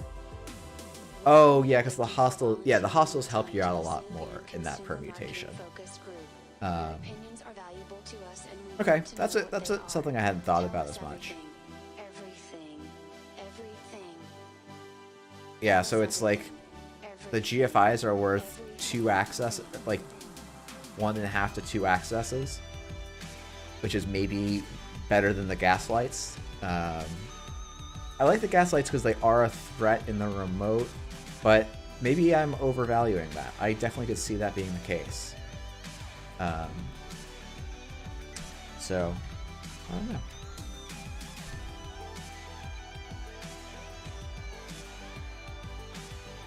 It's interesting that it's so big, 16 to 14.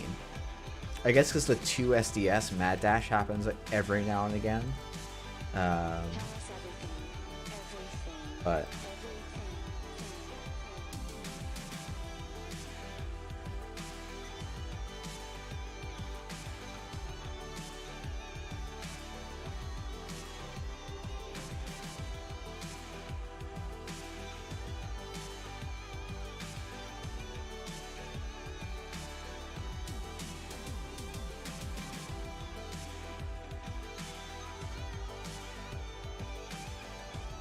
let's see. Well, it's definitely going to be a bit of a shorter stream tonight, but... Yeah, play GFI and everything, it's always good. Yeah, shocking. Really, it is a groundbreaking discovery, but it is important to think about how much it does actually help. One of the things I actually, I'm excited to try and do...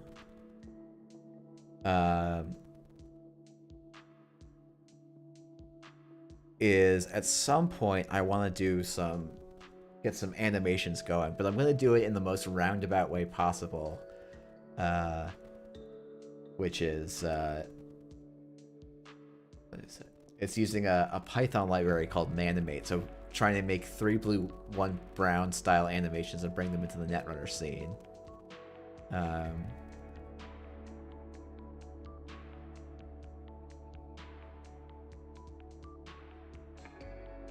I don't think there's underexplored how good GFI is in against Mad Dash.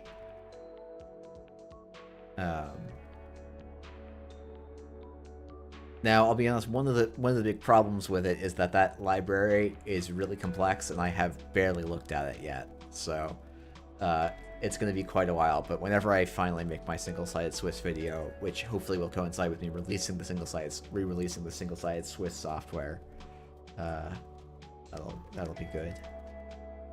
Yeah, I don't have a good ASMR voice, so I'll have to try and like get a cold or something and then record during that.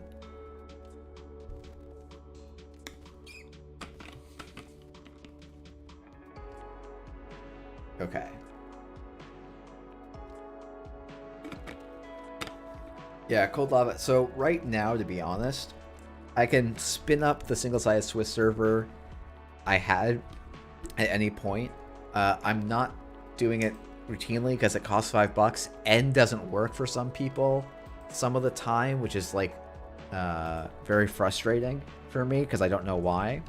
And I'm doing a bit of a significant rewrite, and I'm trying to like actually schedule my weekends so I dedicate chunks of time to it, because that's a thing I've been really bad at doing.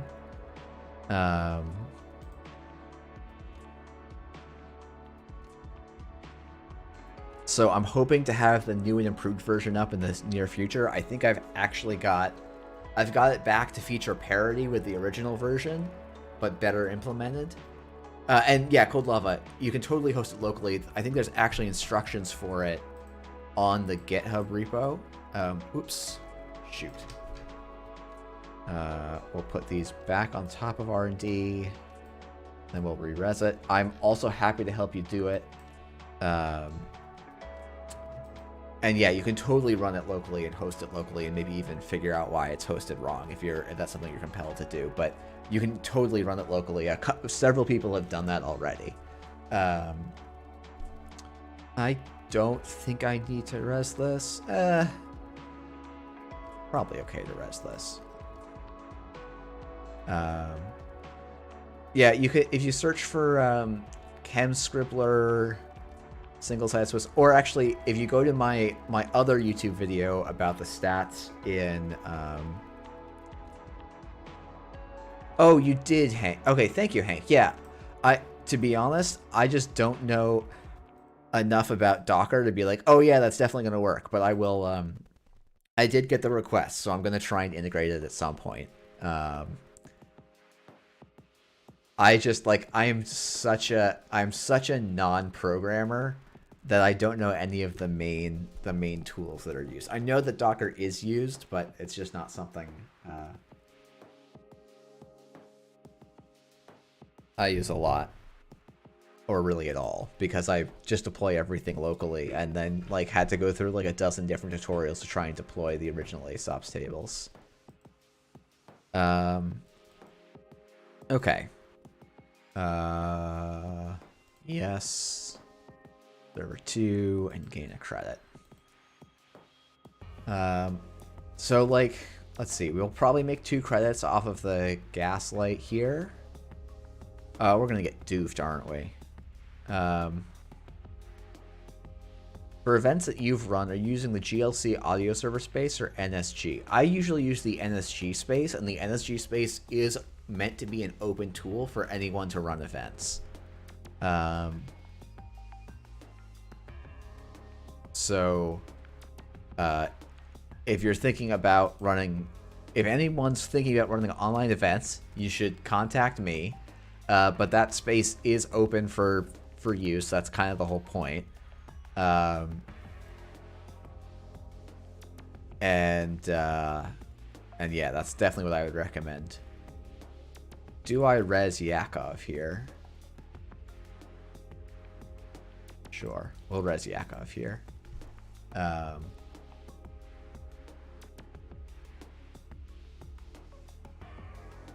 Also, if anyone's interested, oh wow, they're gonna trash the Yakov. Cool. That I don't think I mind. I would much rather get this guy to fire.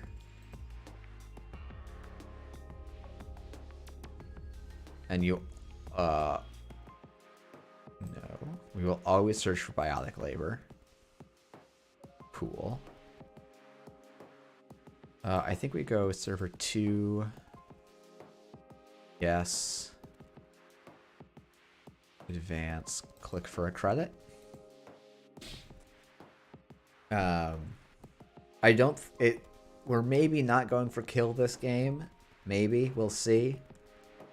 We'll see what our opponent. Oh, MDC is she, her. Okay, I'm trying to remember to say that about our opponent, but yeah, if people want to do comms, I've got one volunteer already who's a new voice to the Netrunner community. So excited to have them. We've got some judge volunteers, but yeah, if people want to join up for the accelerated meta tests or accelerated meta tests, they should feel free to reach out.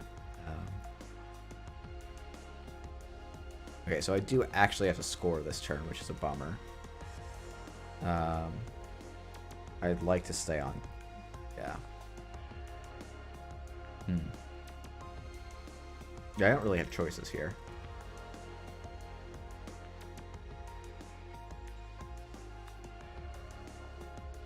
Yeah, I'm not looking for people to judge. I'm not asking for volunteers to judge for no one's committing for one thing forever. I'm probably actually all set with judges, between me and one other person. I'm guessing this is going to be about 20 people. We'll see.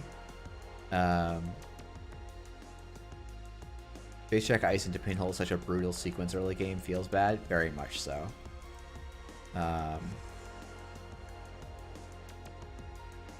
Let's see. So we just have to take credits here. Actually, I think I'll just install this. You can see it. And then we'll click for some credits. The next turn is going to be like install Tython Archives. Click for more credits. And then after that, we're going to do the purge. And we're seeing so much Fermenter and Amakua around that it seems like maybe a Mavirus is worth an influence over a Gaslight.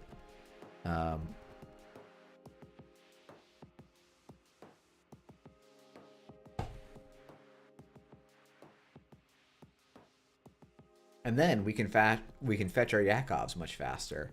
I suspect the Yakovs should be Regolith mining licenses.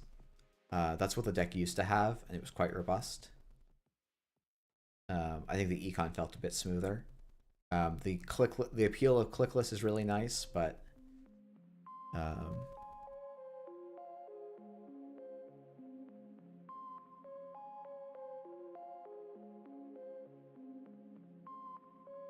I don't think I mind showing you this. I'm going to click for some more credits here. We've got the combo in hand. So we could click for credits for roughly 1 million turns. And try and win that way. Like, just try and play econ events and power out. I think I like the purge line a little bit more, but it depends. Like, if I draw a hedge fund on top, I think that maybe changes my mind a bit. Awaken Plant maybe means I can't do that plan. Mutually assured destruction. Okay. They see that. Trust operation. Okay. Do I purge here? If I do, they actually just bounce back. I think I'm okay to... Well, let's purge this turn, I guess. Oh, I should be... Yeah, you're right. I should grab the extract to speed up my game plan. That's a great call. Then I put envelopment, anvil, or actually envelopment, border control on R&D. Maybe it is the anvil. Yeah, I like that. Yeah, because we don't... the big risk would be getting our boom sniped.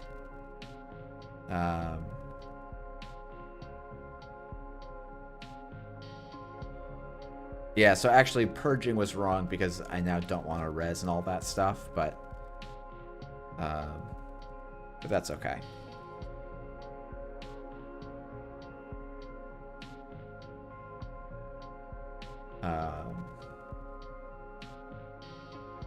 And we can put the Afshar on HQ here. And yeah, then we're just going to extract this development and put the border control on HQ.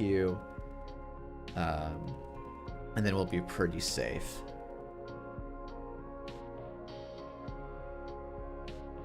Oh yeah, that's a nice play. Now my plan's a little bit worse. Well, I do need to now find a 4-coster. Man, well, I wouldn't give her an HHN here. Okay. Well, that board state changed a lot that turn. I might keep this trust operation because I would not be surprised if my opponent is playing a annoying card for me. I think this Ice Wall does nothing. So we're just gonna ditch stuff here. Yeah, it's frustrating when your opponent's playing... All my opponents are playing quite well, which is a bummer for me. But hey, Xeron, thanks for coming by.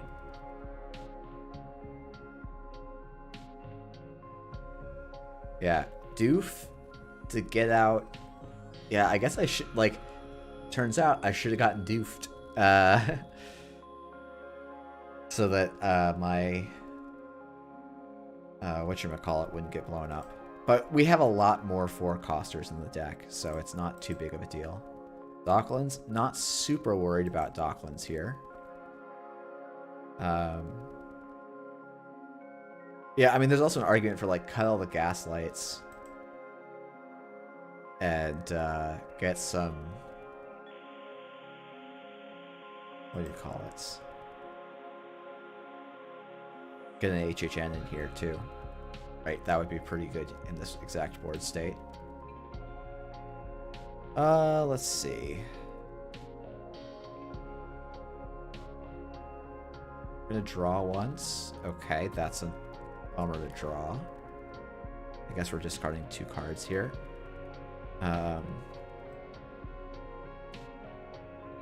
Like, because the boom is trashable, I'm maybe being a little too reticent. But I guess if I score the hostile... Oh, why did I ditch the Audacity? I keep doing this thing where I, like, forget that I have the second winning line here. Which is a real bummer for me. Yeah, I will pay 1 here. Because now I can Biotic Labor, score the Azef. And then if I still had the Audacity in my hand, I could Audacity win the game. And that's actually a really consistent-ish plan against Krim. I guess I can just Envelopment Azef and keep going. Because I don't quite have the money, I think.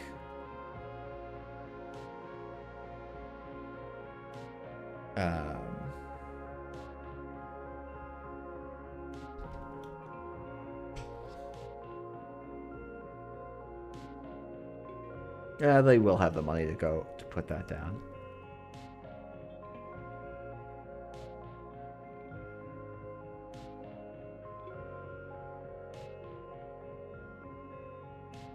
I guess they can't trash the boom here, which is kind of cool.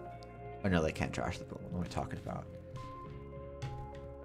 Cool. So we could Bionic Labor this turn. And maybe threaten a little bit of a misplay, but...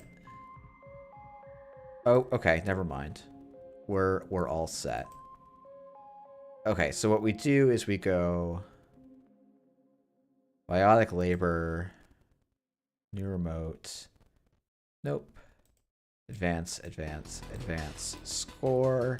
Trash an installed card. And we hit the Citadel. Let's go. And then we Spin Doctor, put stuff back in the deck, and go for a win here. And yeah, 1 Virus does seem pretty solid. They're going to Bravado.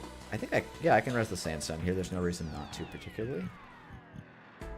They have to choose... Actually, no, they could pop the no free lunch to get through, I guess. I think. No, they actually can't even.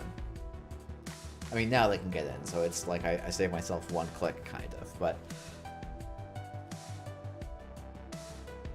It is what it is. Okay, well, apparently we're just going to win by scoring out, which maybe suggests we should just be playing a scoring out op list rather than a kill op list, but... So it goes, I guess. And they're going to really dig deep with Wake.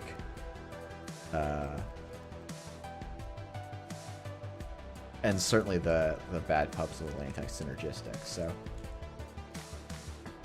Goodbye, Boom. But we kept our Spin Doctor, which was the really important card to keep here.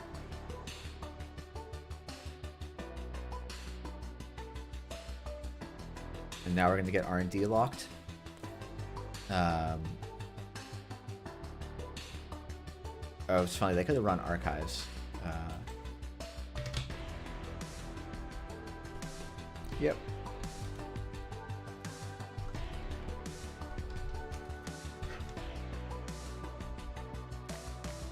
Okay, we've taken 3 agendas out of the deck, so we are going to get ripped here.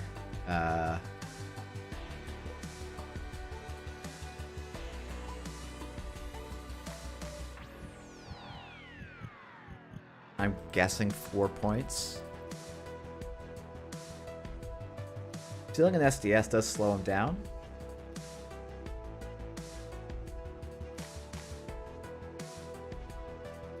Okay, so we know the top card's not an agenda or a card they want to trash.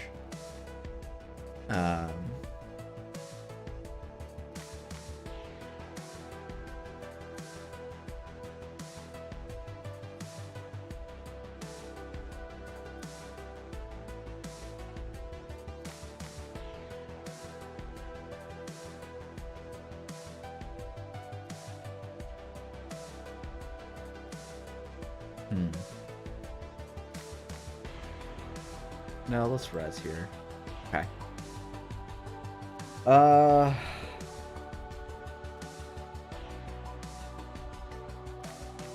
Credit. It doesn't actually... Is there a better line here? Can't put any ice down. I kind of have to do this. And hope that my SF doesn't get sniped out of HQ. Okay, so we'll put back Spin Doctor and a face down. And then, yeah. So we're on the 1 in 5. So, what is it? We need a 4 out of 5 and a 3 out of 4. Not great odds.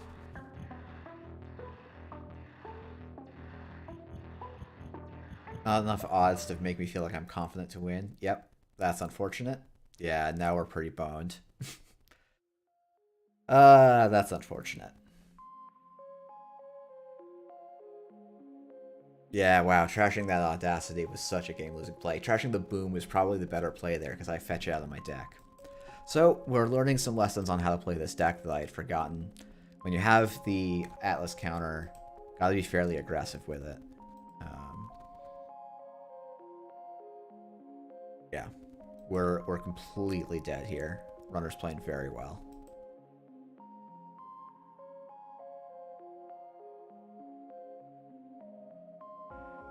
GG, well played.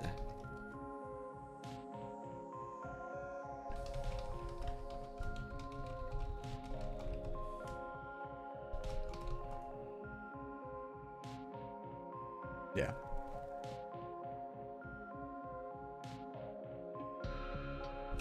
My virus is definitely a card I could include, and starting to think I should.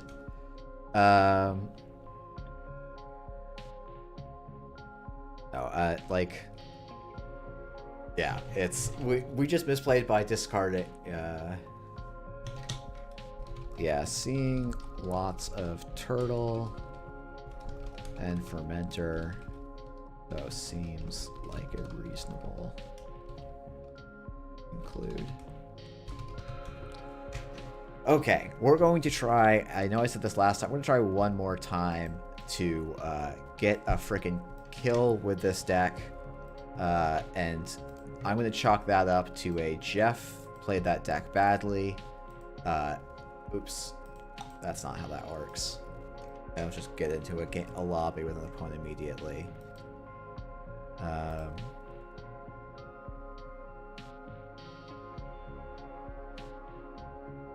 Yeah, there was lots of different lines. Cold Lava pointed out a very good one earlier.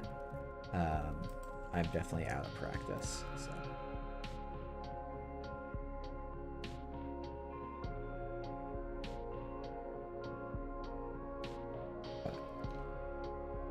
Yeah, let's see.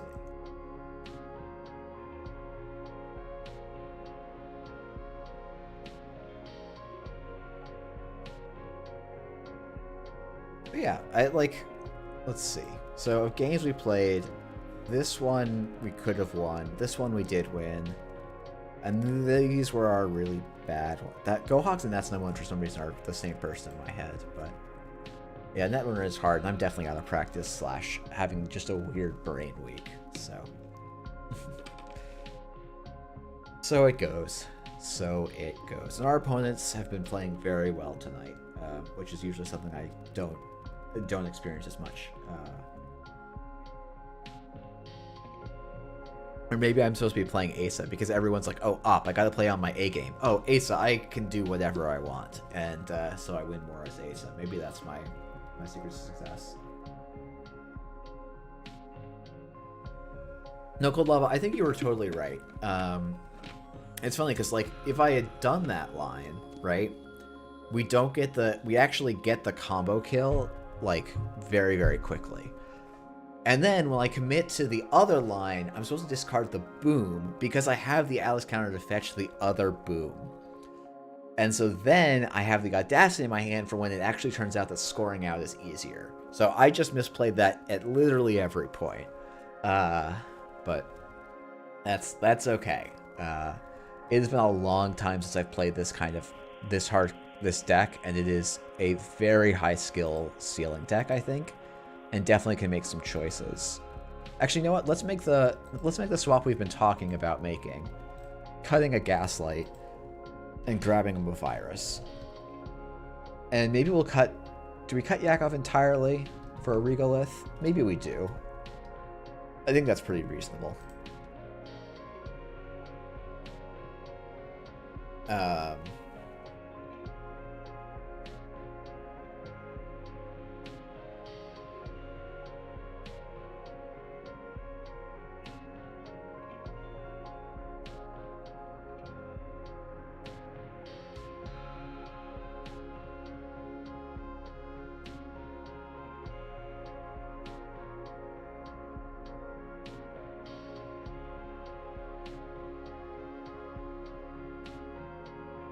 Yeah, apologies for the dead air. Catching up on some discussion of if no free lunch and penal threading is needed everywhere.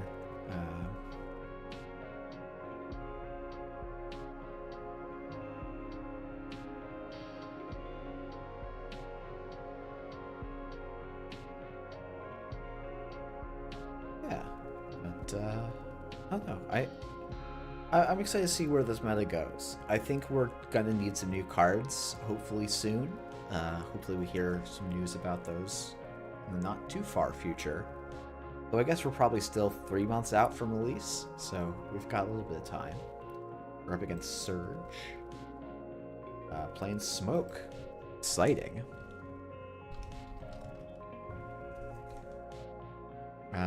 This is a pretty bad hand. It doesn't do anything for a couple of turns, which I don't love, but we'll try keeping it.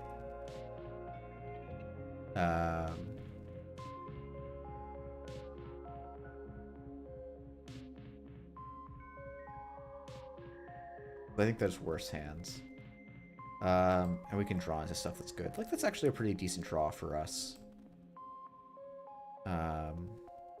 I almost want to just put this Bast down naked. Let's just do it. Let's pressure their econ a bit.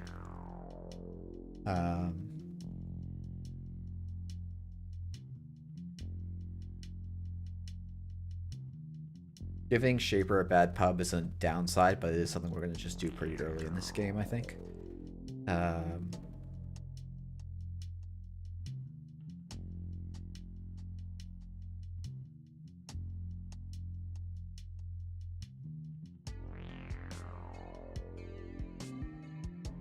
This Slaver Tech is sure doing a lot.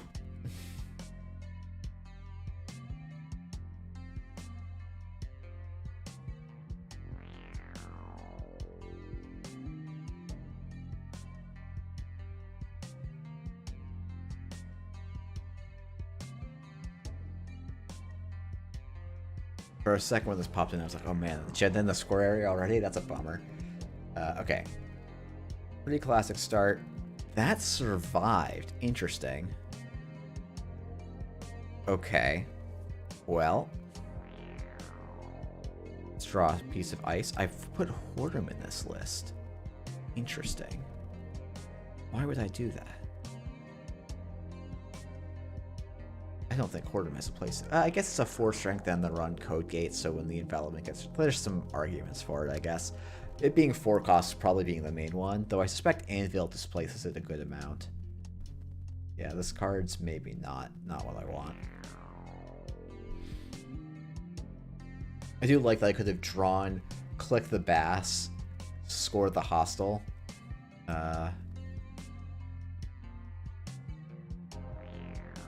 They're clicking for credits here. We're gonna res the Spinny Boy, okay, and then we're just going to start doing some pushing.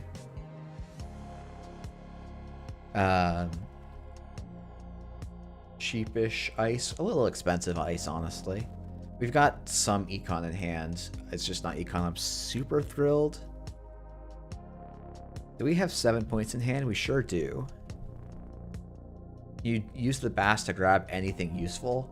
Right now, not superbly so. I can grab a regolith mining license. I actually don't have any 2-cost ice, because 2-cost ice slot's pretty rough. And we just cut Eric, so we don't have a 2-cost upgrade to grab either. If we were playing Manigarm, it'd be okay.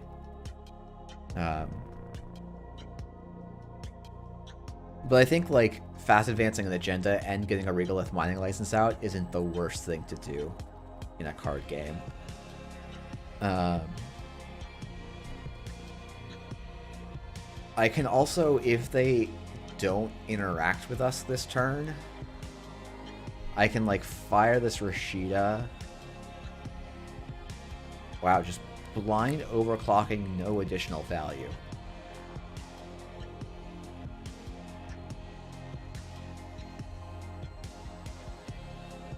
Well, now I get Spin Doctor value. I don't actually need to put the Bass back in yet, but I definitely probably will. The nice thing about running 2 is you basically can't brick on the combo or it's much harder to. Wow, opponent is super greedy, so we are actually just going to start rushing.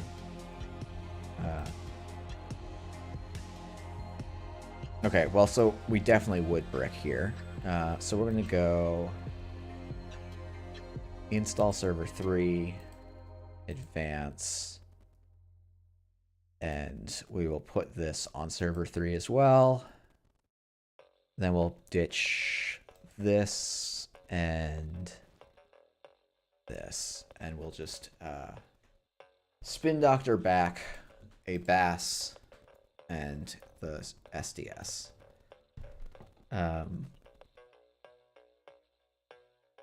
Yeah, I mean, I think in theory, I probably could/should have used the Bass to just fast advance the Azef. But with no face-up cards, Azef is a little bit suspect in this deck. And it's like, I would much rather run Oak Towns, but they're pretty hard to actually make work, I think, here. Wow, Disciple of Miss Bones.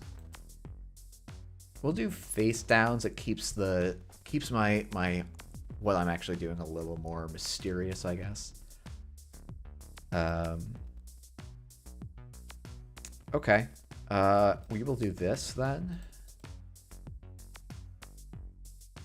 And then we can do our advancing. Because we don't actually have enough to win the game right here, right now. We're a few credits short. And a few cards rezzed short.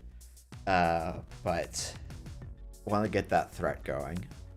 We might even just score the second hostile as an econ card.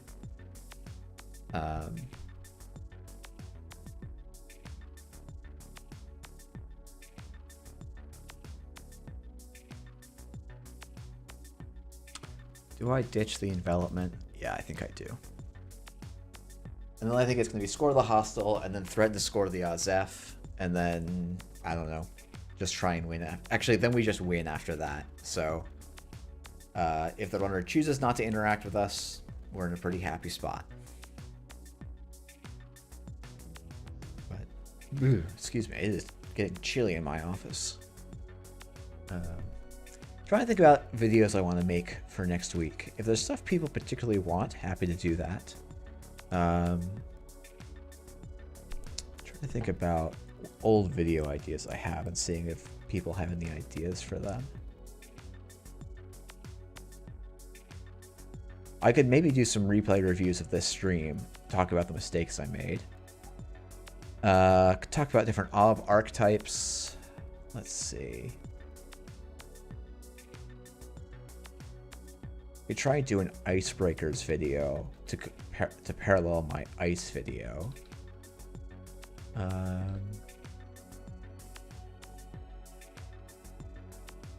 But I think co-piling video streams are super fun. Yeah, that's. I really need to get the what was I calling them, the record reconstructors going again. I even had a couple of people that I was following up with.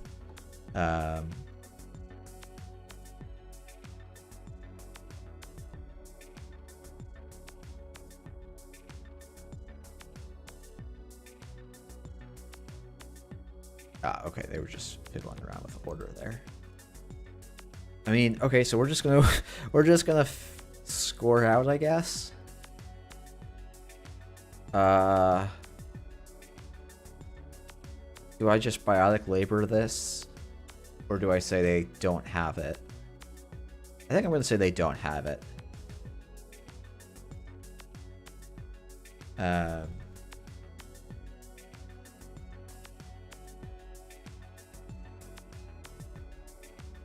This is deck of the week? What? Did I miss that the deck of the week was a smoke deck? Oh yeah, 2x turbine after image. Yeah, I mean, I think our opponent's misplaying it a bit. They're clicking to draw a lot. I mean, this is the smoke deck that legitimately, like, good players think is going to be solid.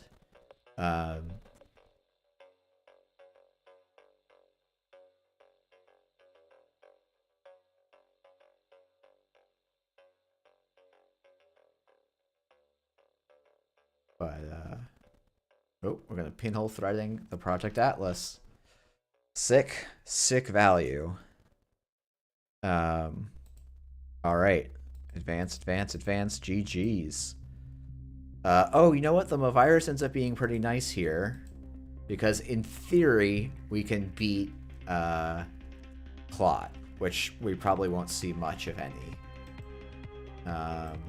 Oops. And yeah, like no one's running Clot, so we're pretty fine too. But all right, so Runner never ran out our ice, which is a bit of a bummer, and we're gonna just end the day never having gotten the combo off after having maybe one game where we plausibly could have got the combo off.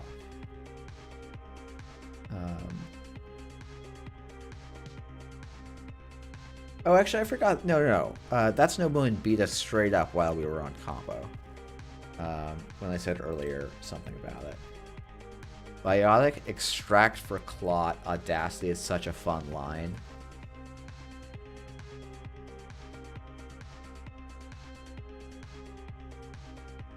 Yeah.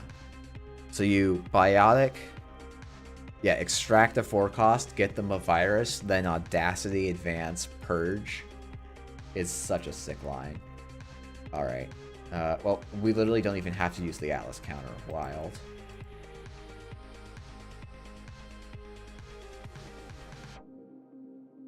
Okay.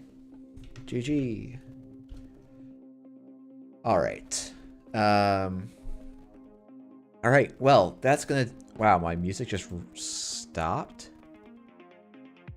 I guess? Okay. Anyway.